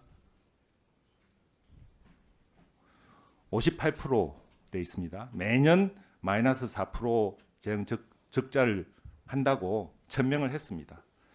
3차 장기 재정 전망에서 2065년 국가 채무 비율도 173%까지라고 미리 박았어요. 사실 이렇게 사례가 없습니다. 5년 정권 내내 GDP 4% 이상 정해 가겠다, 원없이 쓰겠다. 이걸 미리 천명하고 시작하는 정권은 지금까지는 없었다고 저는 알고 있습니다. 앞으로 추경도 해야 되잖아요. 그러니까 2029년 58%는 넘어갈 겁니다. 분명히 넘어갈 겁니다. 뭐 올해도 벌써 추경 이야기 나오고 있고요. 그래서 지금 뭐 후보자가 장관이 돼서 뭐 이렇게 적자를 줄이겠다, 국가 채무를 뭐 관리하겠다 이런 말을 할 수 없게 다 돼 있고, 저는 이렇게 생각해요. 정권이 예전에 그런 나쁜 기억이 있어서 그런지 기획예산처, 그러니까 재정당국이 재정파수꾼 역할을 못하도록 미리 대못을 다 박아놨고 지금 할 수 있는 게 없어요. 돈을 더 쓰는 방법밖에 없는 것 같습니다.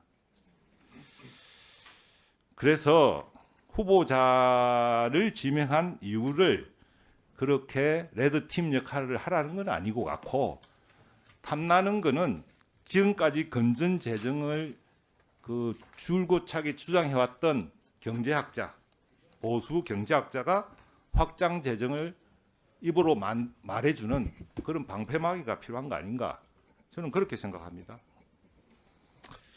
그래서 일각에서 이런 말도 있어요. 확장 재정의 총대를 메고 비난을 받을 사람을 찾았는데 그걸 모르고 들컥한 거 아닌가, 이런 생각을 하고요. 지금 제가 한 말씀 드리고 싶은 거는, 글쎄요, 이 확장 재정 지금 코드 맞추는 건 좋죠. 확장 재정은 이재명 정권을 지키는 거지만 재정 건전성을 지키는 건 대한민국을 지키는 겁니다. 예산처 장관 하시겠다는 분이 뭐 건전 재정은 그렇게 중요하지 않다, 지금은 적극 재정, 책임 재정이 더 중요하다, 이런 말을 할 수 있습니까? 그럼 누가 어느 부처 장관이 브레이크 역할을 합니까? 막 쓰자는데. 거기에 대해서 한 말씀 해보세요. 네, 의원님 지금 중기재정 계획을 말씀해 주셨는데 네. 제가 오랫동안 생각해왔고 주장해왔던 바는 재정은 경제 운영, 경제 상황, 그리고 뭐 통화정책, 물가 등등 여러 가지 경제 환율도 들어가겠죠.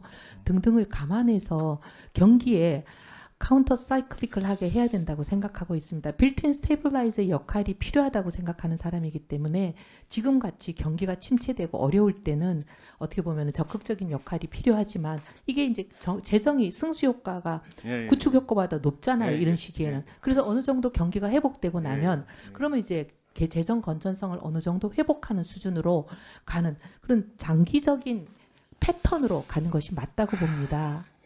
그래서 뭐 모르겠습니다. 본인이 영혼을 팔고 가는 것까지는 좋아요. 기획예산처 직원들 보고 다 영혼을 팔라고 강요하지는 마십시오. 예? 저는 그렇게 생각합니다. 예전에 민주당 어떤 분이 기재부 나라냐 하면서 호통을 쳤죠. 기재부 보고. 민주당에서요? 민주당에서 네. 기재부 나라. 그건 몰랐습니다. 기재부의 모습을 국민들이 원하는 거지. 그냥 확장 재정으로 펑펑 돈 쓰는 대로 그냥 따라가는 확장 재정, 적극 재정을 옹호하고 추종하는 그런 장관이 있는 기재부 기획예산처를 보고 싶어하는 것은 아니라는 말씀을 네, 드리겠습니다. 의원님 분명히 말씀드릴 수 있는 것은 네. 지금은 적극적인 재정의 역할이 필요한 때는 어느 정도 적극적으로 하지만 그런데요. 회복되고 나면 이거를 네. 건전 재정의 균형을 유지하는 것이 좋다고 보고 있습니다. 아니 그런데 그게 그렇게 회복될지 안 될지 모르잖아요. 그래서 정권은 대체 정권 내에서 5년짜리 그림을 그리지 않습니까? 이렇게 컵을 그리면서 지금처럼 막무가내로 4% 5% 쓰자는 그런 그림을 그릴 수가 없다니까요. 그걸 제가 말씀드린 겁니다. 네. 마치겠습니다. 네, 수고하셨습니다. 다음 김한규 의원님 질의해 주시기 바랍니다. 네, 후보자님.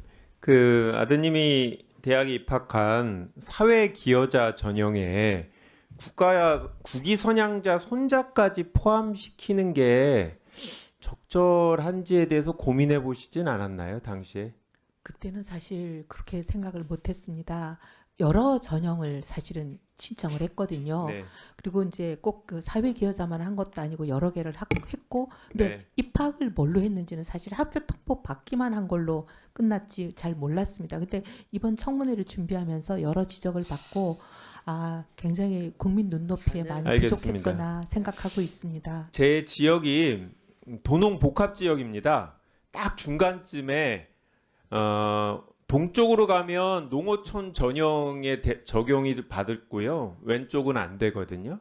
그러니까 이제 학부모들이 이제 애들이 이제 중학교쯤에 올라갈 때 고민을 합니다. 저희 지역에서는 그쪽으로 가서 농어촌 전형의 혜택을 받을 것이냐. 부모가 되면 당연히 애들이 대학을 조금 더 좋은 곳으로 더 편하게 갈 수 있게 고민할 수 있다고 생각해요. 일반 국민들은. 그런데 우리가 공적인 일을 하는 사람들이라면 일반 사람들과는 다른 기준으로 고민했어야 되지 않나라는 생각이 들고, 저 개인적으로는 그런 전형 자체가 적절한지 의문입니다. 그러니까 그거는 이제 후보자가 결정할 문제는 아니지만 그래서 지금은 없어졌다고 생각하는데요. 다만 그래도 한번 살펴보고 싶은 게 적절한지 여부하고 위헌인지는 좀 별개인 것 같아요. 그래서 오늘 제가 이 자리에 앉아서 주석서를 한번 찾아봤는데, 헌법 주석서를 보면 이런 영전은 특권 계층의 발생을 예방하기 위한 거다. 그러니까 외국에 보면 영주나 기사자기 이런 것들을 대를 물려서 받는 것을 금지하는 거다라는 얘기를 하면서, 그렇지만 훈장에 수반되는 연금이나 유족에 대한 보험까지 금지되는 건 아니라고 돼 있습니다. 뭐 예를 들어서 국가유공자법에 따르면 국가유공자 또 독립유공자 이런 자식들에게 현재도 국가기관 채용에 있어서 일정 비율 의무 채용을 하게 됩니다. 헌법재판소 결정도 있습니다. 과거에 가산점을 많이 줘서 그거 자체는 위헌인데 적절한 제도의 한목적서까지 부인되는 건 아니다라고 해서 현재는 가산점 대신에 공공기관은 일정 비율 채용을 우선 채용을 하게 됩니다. 그래서 연세대학교가 그런 결정을 한 건 적절한지는 별개로 하고 저는 위헌이라고 생각하진 않습니다. 근데 합헌이라고 할지언정 후보자가 자식을 그런 전형에 지원하게 하고 합격을 기대하는 게 적절했는지는 별개의 문제다라고 말씀을 드립니다. 그리고 오늘 여러분들이 이제 의혹들을 말씀하셨는데, 아파트 청약 같은 문제 제가 질의했고 여러 의원님들이 질의하셨는데 위법이 아닐 수는 있습니다. 뭐 수사가 어떻게 진행될지 모르겠지만, 그런데 의원님들이 위법인지를 확인하는 수사기관의 신분으로서 여쭤보는 건 아닙니다. 국민의 눈높이에서 아니면 저희 의원의 양심으로 봤을 때 부적절하다 또는 국민의 눈높이에 안 맞다라고 하면 질의를 할 수 있는 겁니다. 후보자께서 마치 수사기관에서 수사를 하고 위법이 아닐 것 같은데 그러면 문제가 없지 않냐라고 혹시 생각하신다면 그거는 잘못됐다라고 생각합니다. 네, 의원님 말씀에 공감합니다. 네. 그리고 이제 우리 대통령께서 후보자를 지명할 때 아마 이제 유능한 보수의 인물이 이번 정권에 와서 함께 하게 되면 국민들에게 통합의 어떤 메시지도 던지고 그리고 또 사회 전체로서도 긍정적인 효과를 주지 않을까라고 생각했는데요.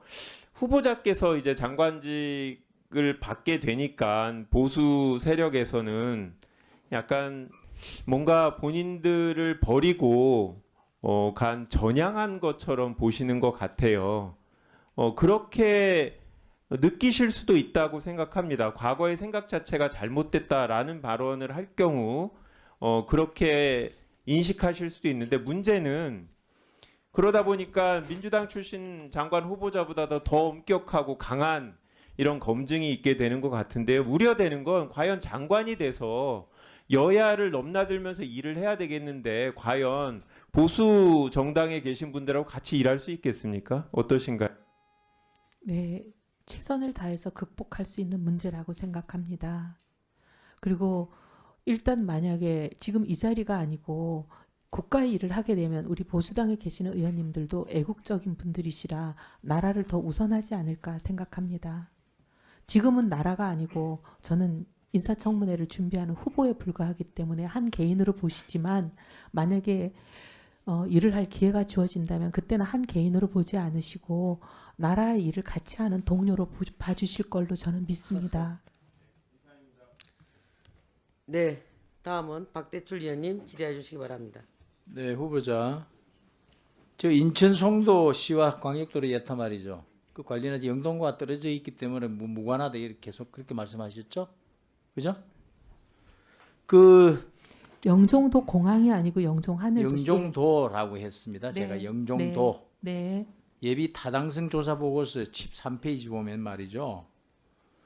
조언을 광역화해야 사회적 편익을 과소표 개상할 위험이 적다 해가지고 영종도를 분석 대상에 넣고 있어요. 그게 그 보고서의 참고문은 2020 인천 드림 보고서. 여기에는 반드시 근린공원을 만들어야 한다.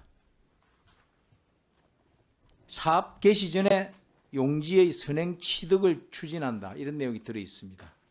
그리고 지금 그 토지는 근린공원이 되어 있고요.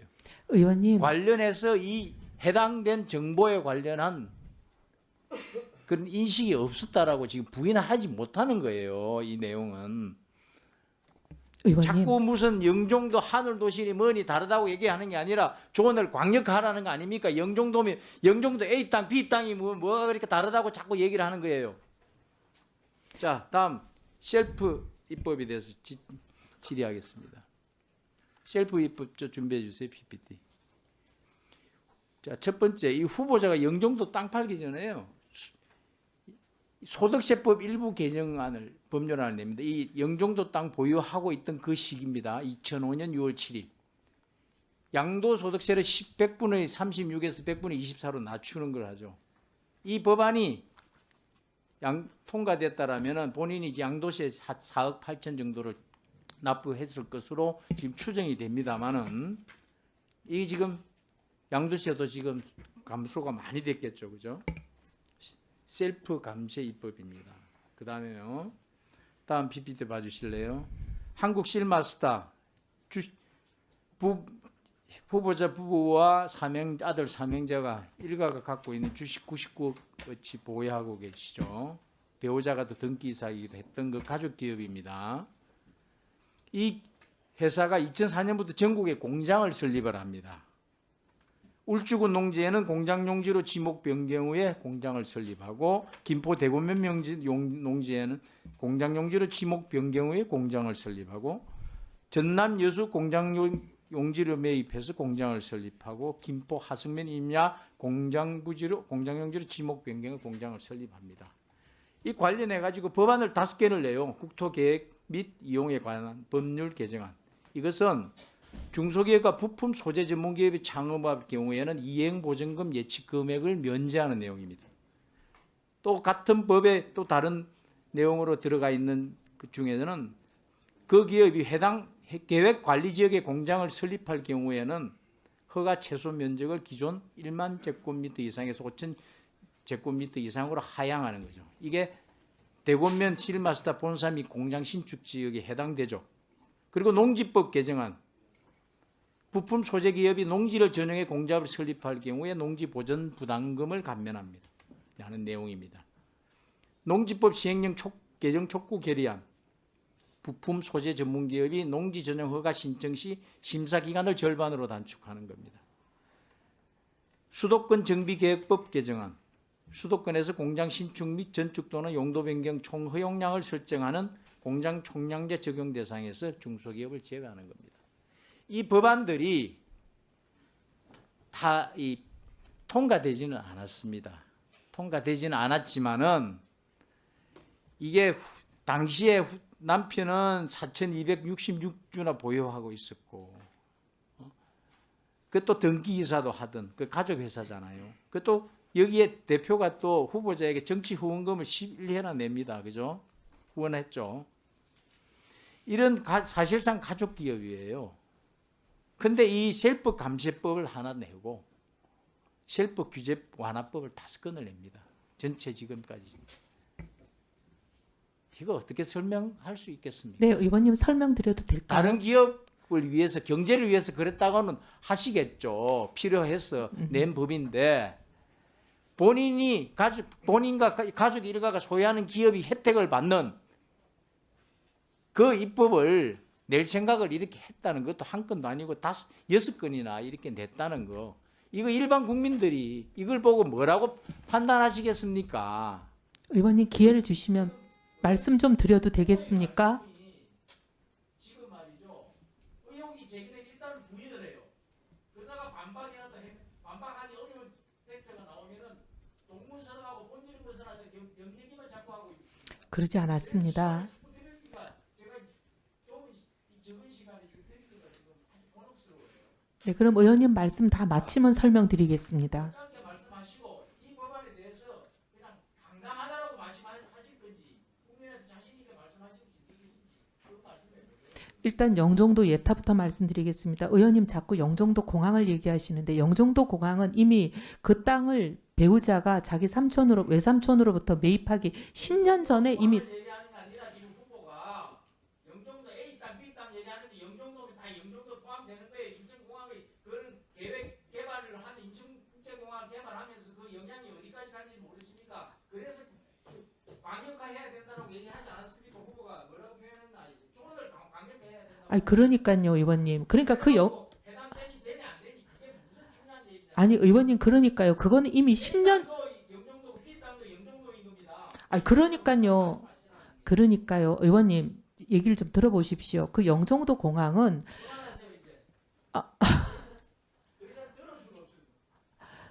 위원장님 저기 해명할 수 있는 시간을 좀 주십시오. 그 영종도 공항 계획은요. 이미 배우자가 본인의 외삼촌으로부터 이 땅을 매입하기 10년 전에 이미 다 발표가 돼 있고 세상 사람들 모르는 사람이 없었습니다. 내부 정보라는 것은 성립되지 않고요. 그리고 이 송도시와 고속도로의 예비 탕당성 조사 제가 용역 책임자로서 비시를 0.8을 냈습니다. 제가 만약에 이 영종도 땅에 영향을 미치고 싶은 생각이 있으면 비시를 0.8을 내겠습니까? 네, 공개된 내용이죠. 이미 영종도 고장은 개발이 시작됐던 상태입니다. 10년 전에 이미 확정됐던 건데 그렇게 말씀하시면 말이 성립이 안 되고요. 그 다음에 지금 예타 보고서 말고 법안 발의 말씀하셨는데 전국 공항이 계획대로 된 겁니까? 계획대로 원래는 말이죠. 인천국제공항이 1단계는 1997년이고 2단계가 2022년이에요. 97년에 이미 되지 않았습니까? 그러니까 의원님 네. 그다음에 특혜 법안을 발의하셨다고 하는데 이거는 전국에 있는 경제 자유구역에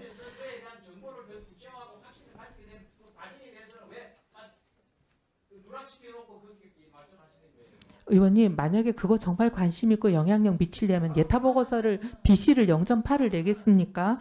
그리고 특혜 법안을 냈다고 하셨는데 그때 제가 당의 삼정조 위원장이었습니다. 당은 감세가 기존 기주였고요. 이거 당의 정책위 회의에서 결정된 법안을 이한구 그때 당시 정책위 의장이 발의하시는데 저희는 공동 발의로 참여한 것이고요.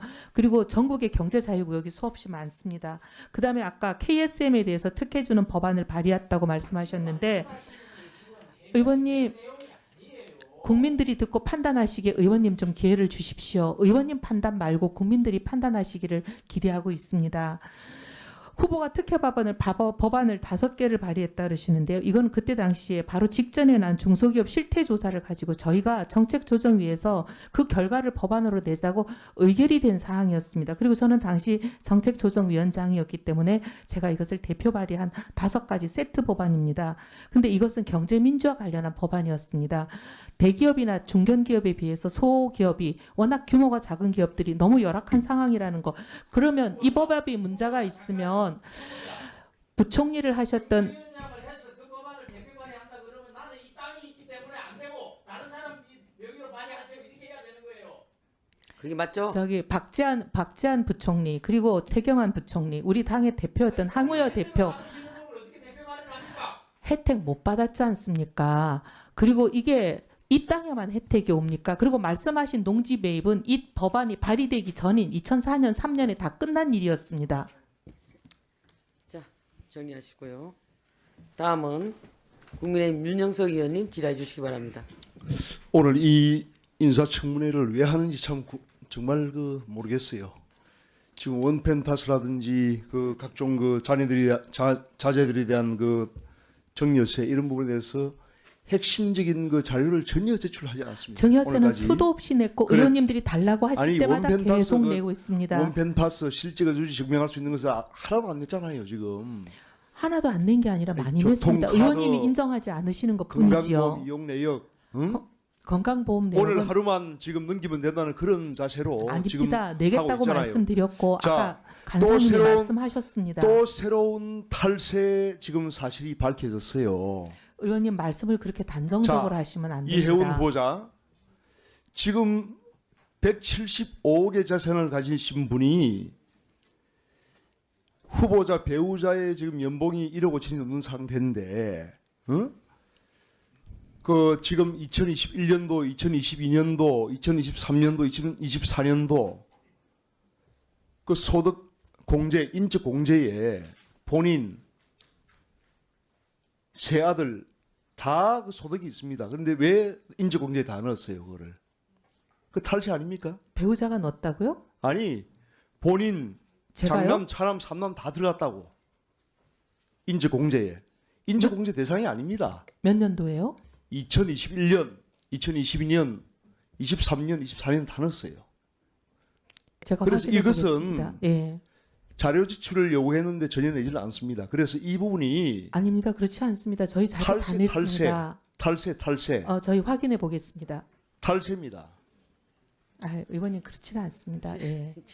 전부 지금 보면은 변명과 거짓말로 지금 일관하고 있어요. 그래서 이거는 정말 이 오늘 인사청문회 정말 할 이 가치가 없는 인사청문회 지금 하고 있다는 생각이 들고. 의원님 확인해 보겠습니다. 잠깐만요. 그래? 시간 좀 멈춰 주십시오. 예, 시간 멈춰 주시기 바랍니다. 그럼 여기 하나가 물든가 해야 되는데 어쩔 수가 없네. 의원님 아니라고 합니다. 지금 뭐가 아닙니까? 들어가 있지 않다고 합니다. 아니 인적 공제에 지금 다 포함되어 있다니까요. 아니 그렇지 않다고 다 하는데 확인을 의원 좀 했습니다. 확인을 좀 해야 되겠습니다. 확인을 했어요. 확인을. 아니 내가. 저희도 확인을 해야죠, 의원님. 그 자료에 다 돼 있는 걸 가지고 그래. 아니 그렇지 않습니다. 그래서 이러한 정말 참담한 심정이에요. 내가 후보자를 오늘 하루 종일 지켜보면서 정말 참담한 심정이고 국민들이 어떻게 생각할 건지 참. 그리고 지금 보면은 후보자가 2020년도에 그 총선 때 21대 국회의원 총선 때 장남, 차남, 삼남에 대한 그 예금 등 현금성 자산을 신고한 게 있습니다. 신고한 게 있는데 그 재산의 어떤 이 변동 내역을 보면은 2026년 이번에 인사청문회를 하면서 제출한 내용을 보면은 이게 다 지금 달라요. 이 내역에 보면은 아닙니다. 의원님 이거는 제가 보고를 받았는데요.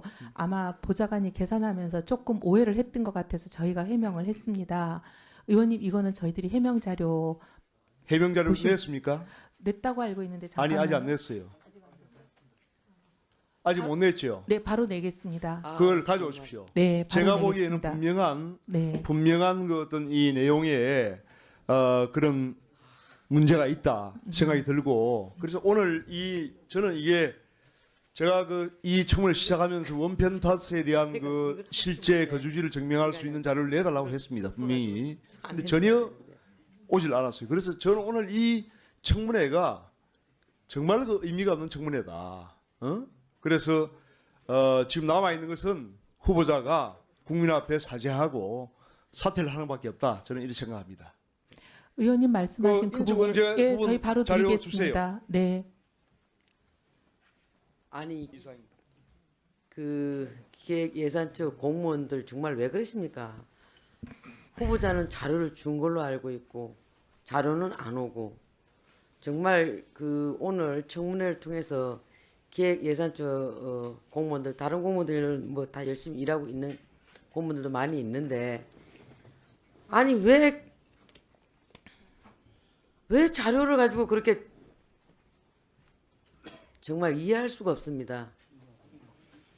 자, 다음은 정인영 의원님 질의해 주시기 바랍니다. 네, 정인영입니다. 제가 이거 인적 공제 관련해서 부양가족이 포함되어 있는지 안 돼 있는지, 왜냐하면 그 청약할 때 부양가족을 다 넣어가지고, 근데 근로소득 원천 징수 영수증을 제가 다 받았어요. 부양가족이 안 들어가 있다고, 배우자분. 안 되겠네. 예, 그러니까. 의원님 그게 국세청에서 과세할 아니, 때 그러니까. 부양가족 기준과 다르지 않습니까? 아니 지금 그 얘기를 하는 게 아니고요. 네. 부양가족에 제가 왜 포함했냐, 이게 그 기준은 다른 거 알아요. 네. 제가 얘기했지 않습니까? 네. 국민의 입장에서 상식의 네. 수준에서 잘못 청약했다고 지적하는 거고, 원천 징수 관련해서는 부양가족이 0으로 돼 있어요. 근데 우리 윤영석 아니 의원님, 그 얘기 들어보세요 좀. 아, 네, 알겠습니다. 내가 질의하는데 왜 다른 의원 얘기를 하십니까? 네, 네. 그걸 알려드리는 거예요. 그 뒤에 앉으신 분들도 오늘 하루 종일 뭐 하는 겁니까? 후보자를 좀 저포토하게 해서 앉아있는 거지. 그 아무것도 안 하려고 뭐하러 나와 있어요? 기획예산처 그 정도밖에 안 됩니까? 문제가 심각합니다 지금. 그 후보자님, 이거 제가 이쪽 보다가 답답해서 다시 한번 확인할게요. 그 용산 아파트에 가족 5명이 2024년 7월 31일부터 2024년 9월 23일까지 한 2달간 가서 전입해서 살았죠? 아까 네. 답변하신 대로. 네. 근데 그게 잠만 잔 거예요? 그럼 그 이삿짐들은 다 어떻게 했어요? 아까 말씀드렸는데. 그러니까 그만 설명하세요. 아까 얘기할 거 없고. 아, 네. 그 계약서에 보면 나와 있는데요. 원래 있던 반포집에 있던 짐들은 이삿짐 센터가 운영하는 그 컨테이너 박스 창고에 다 넣습니다. 근데 그 왜 2달만 거기 가서 잠만 잔 거예요? 아니, 왜냐하면 그 7월 말이 계약이 만기였다는 건 말씀드렸습니다. 그러니까 예. 그게 예. 반포 거기서 그 전세로 15년 산 거죠? 예, 그 정도 살았을 그런데 겁니다. 왜 그 2달이 그 차이가 안 됩니까? 그 연장이? 저희가 그렇게 12월 30, 고전 12월 하여튼요, 31일이 그게 참 이해가 안 가고, 무슨 말씀인지는 알겠어요. 뭐 네, 계약기한 네, 때문에 네. 그랬다는 이야기고, 네. 가족 5명이가 잠만 잤다. 그것도 좀 25평에서 막내는 할머니 댁에 많이 갔었고요. 예, 하여튼 무슨 말인지 네. 알겠고요. 네. 제가 이제 본격적으로 질의하려는 것은, 여론조사를 보면은 1월 2일, 3일 그 인사 그 평가예요. 통합과 실용에 바람직한 인사 평가 자체 66.1%가 잘했다, 우리 대통령이. 근데 1월 10일에서 12일 날 이해훈 후보자에 대해서 하면은 부적합하다, 68.4%예요. 어떻게 생각하세요? 네, 그래서 많은 언론들이 의혹을 사실인 것처럼 보도한 부분이 영향을 많이 미쳤다고 보고. 아니 그 1월 10일 그 뒤에 이제 그게 더 많이 나왔죠. 어쨌든 그럼 그게 언론 탓입니까? 아니, 이제 그래서 국민 앞에 직접 설명드릴 수 그래서 있는. 오늘 그럼 청문회 이렇게 하시니까 해소가 됐다, 국민들이 이해할 거다, 이렇게 생각하십니까? 그건 제가 확신할 수 없지만 기대하고 있습니다. 그러면은 내일이라도 여론이나 국민들이 해소되지 않았다, 이렇게 보면은 어떻게 하실 겁니까? 결정에 따르겠습니다. 결정에 따르시겠습니까? 네. 예를 들어서 아파트 지금 계속 오늘 하루 종일 논란이 있는 시세 차익이 40억에서 50억이다. 이건 어떻게 생각하세요? 문제가 있는 거죠. 국민 눈높이에 맞지 않았던 것을 송구하게 생각합니다. 예. 그리고 탄핵 관련해서 그 다음 화면 그 후보자께서 이렇게 뭐 바꿨다고 그래요. 그러죠? 탄핵 결정단 이후에 파면 이후에 그게 뭐 지명된 그 전이다 한참 전이다 그랬는데 그건 몇 달 차이 안 나고요. 근데 이게 굉장히 중요한 가치관, 정치관 뭐 이게 중요한 건데 그 생각이 갑자기 이렇게 바뀔 수가 있습니까? 탄핵의 현재 결정문이 저에게는 좀 결정적이었습니다. 그러면 그 전에는 탄핵에서 파면이 안 될 걸로 봤습니까? 아니요, 그게 아니라 사실관계를 제가 한쪽에서 많이 얘기 들은 걸로 좀 경도되어 있었습니다. 근데 탄핵 그 현재 그런데 결정문은 우리 당에서 주장하는 그런 여러 가지 얘기 다 듣고 계셨잖아요. 그러니까 너무 양쪽 얘기가 달라서 사실 제가 판단을 어쨌든 좀 잘 못했습니다. 우리 국민이나 당원이 볼 때는 상당히 좀 이해가 아직도 안 갑니다. 그리고 우리 후보자님 가족들의 여러 가지 소득이나 등등을 보면은 상위 1% 내지 0.1% 상당히 고위층인데 여러 가지 뭐 많이 하셨어요. 뭐 땅 뭐 투진지 상가도 그렇고 뭐 5채 부동산 저 아파트 그렇고 등등. 그런데 이렇게 상위에서 여러 가지 재산 정책을 하신 분이 우리 양극화 문제나 우리 취약계층 우리 서민들 이거 좀 생활 경제 어려운 걸 이해를 하시겠습니까? 의원님, 정치를 20년 하면서 정말 많은 어려운 분들과 같이 있고 힘든 거 제가 현장도 많이 알고 있습니다.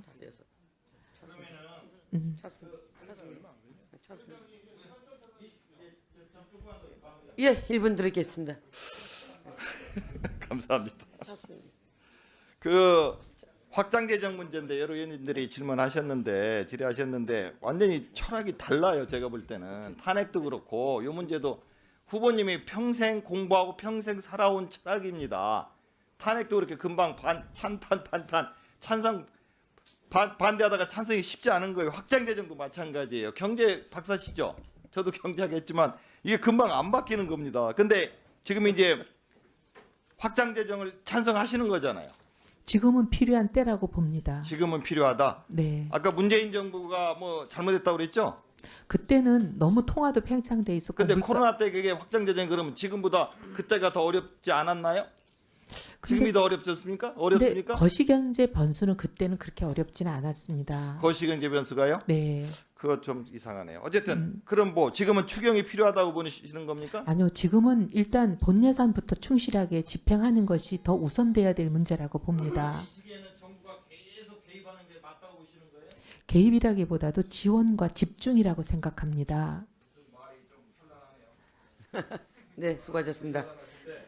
철학이라는 게 그렇게 금방금방 탄핵 문제든 이 재정 문제든 저는 그렇게 바뀌기 쉽지 않은 걸로 알고 있습니다. 자기의 아이덴티티고 정체성이거든요. 그 어떻게 이렇게 하루아침에 바뀔 수가 있어요? 후보자님이 좀 두고두고 설명을 좀 하십시오. 하루아침에 바뀐 게 아니라 의원님, 이 재정에 대한 문제는 거의 한 2년에 걸쳐서 변했습니다. 뭐 나중에 예. 저도 자료 많이 갖고 있는데 한번 좀 기회가 되면은 단 따져봅시다. 이상입니다. 예, 다음은 더불어민주당 김태년 의원님 질의해 주시기 바랍니다. 수고 많으십니다. 2년에 걸쳐서 사서히 변하셨나요? 아니 잊지 마시고. 네. 그러니까 그 재정관 후보자의 재정관에 대해서 아까 질문을 했어요.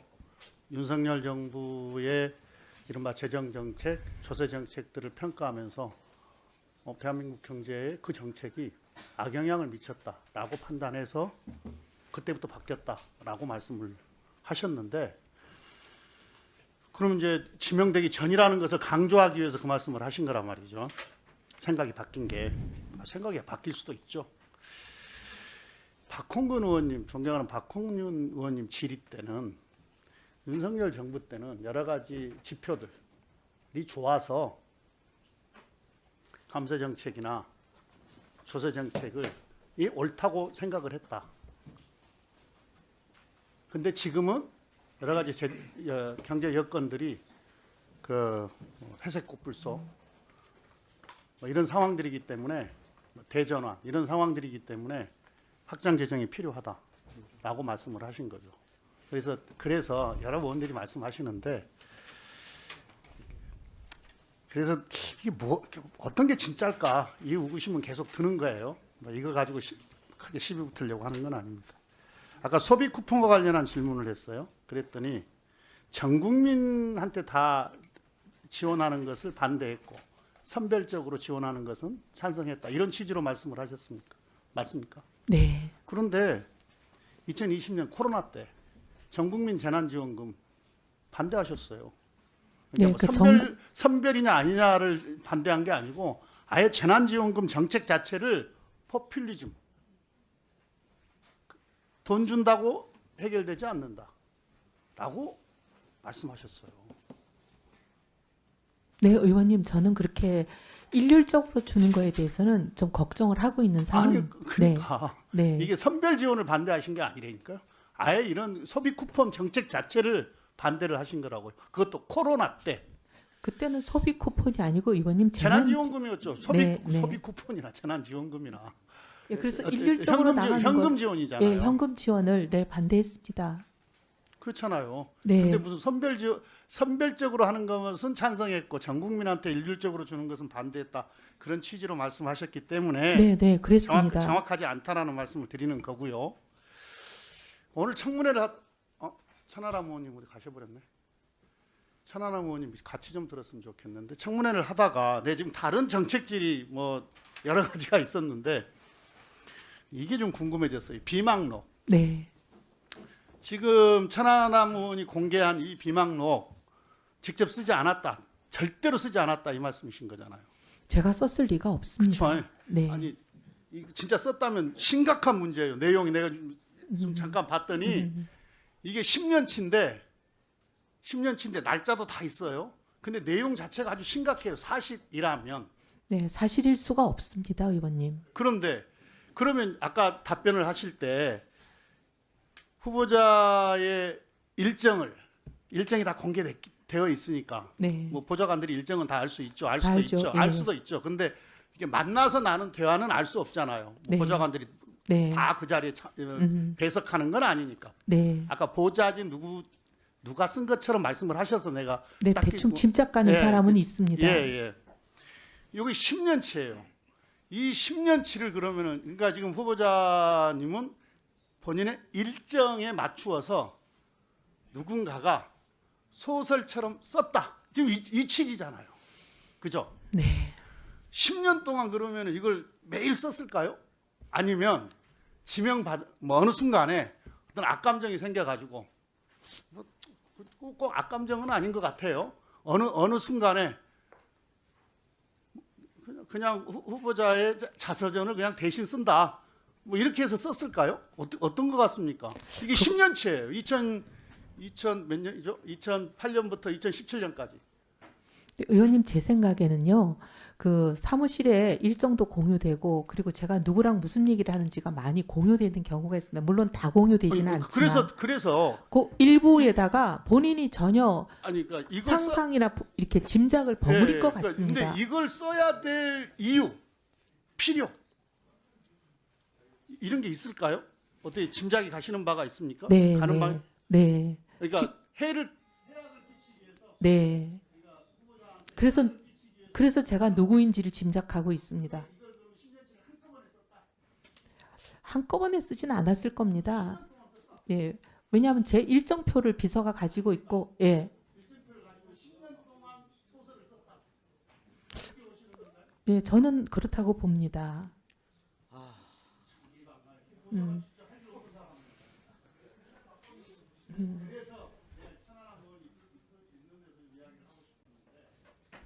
이게 만약에 후보자가 쓰신 게 아닌데 이게 공개됐단 말이에요. 예, 1분 더 주세요. 됐단 말이죠. 내가 지금 내용을 구체적으로 말씀은 안 드리겠는데 내용을 보면은 심각한 것도 있고 일반인의 관점에서 보면 멘탈적으로 조금 이상하다라는 내용도 들어 있어요. 상당 부분. 네, 그래서 제가 동의할 수 없는 겁니다. 그렇죠. 예. 그럼 천하람 의원은 이게 공개하고 국민의 판단에 맡기겠다. 이렇게 아까 이야기를 했어요. 그거 되게 그거 책임 없는 말씀 같아요. 이렇게 심각한 내용을 국민의 판단한테 공개해놓고 국민의 판단에 맡기겠다? 이건 좋은 자세가 아닌 것 같아요. 그래서 천하람 의원도 정말로 후보자가 쓴 것으로 확신한다면 확신하니까 막 공개를 했겠죠. 출처나 또는 뭐 이 근거나 이런 것들을 밝혀야 책임 있는 정치인의 자세가 아닌가 이런 생각이 듭니다. 제가 그래서 이 비망록 관련한 언론 기사를 정말 수사 의뢰하고 싶다고 첫날 제 일성이 그랬습니다.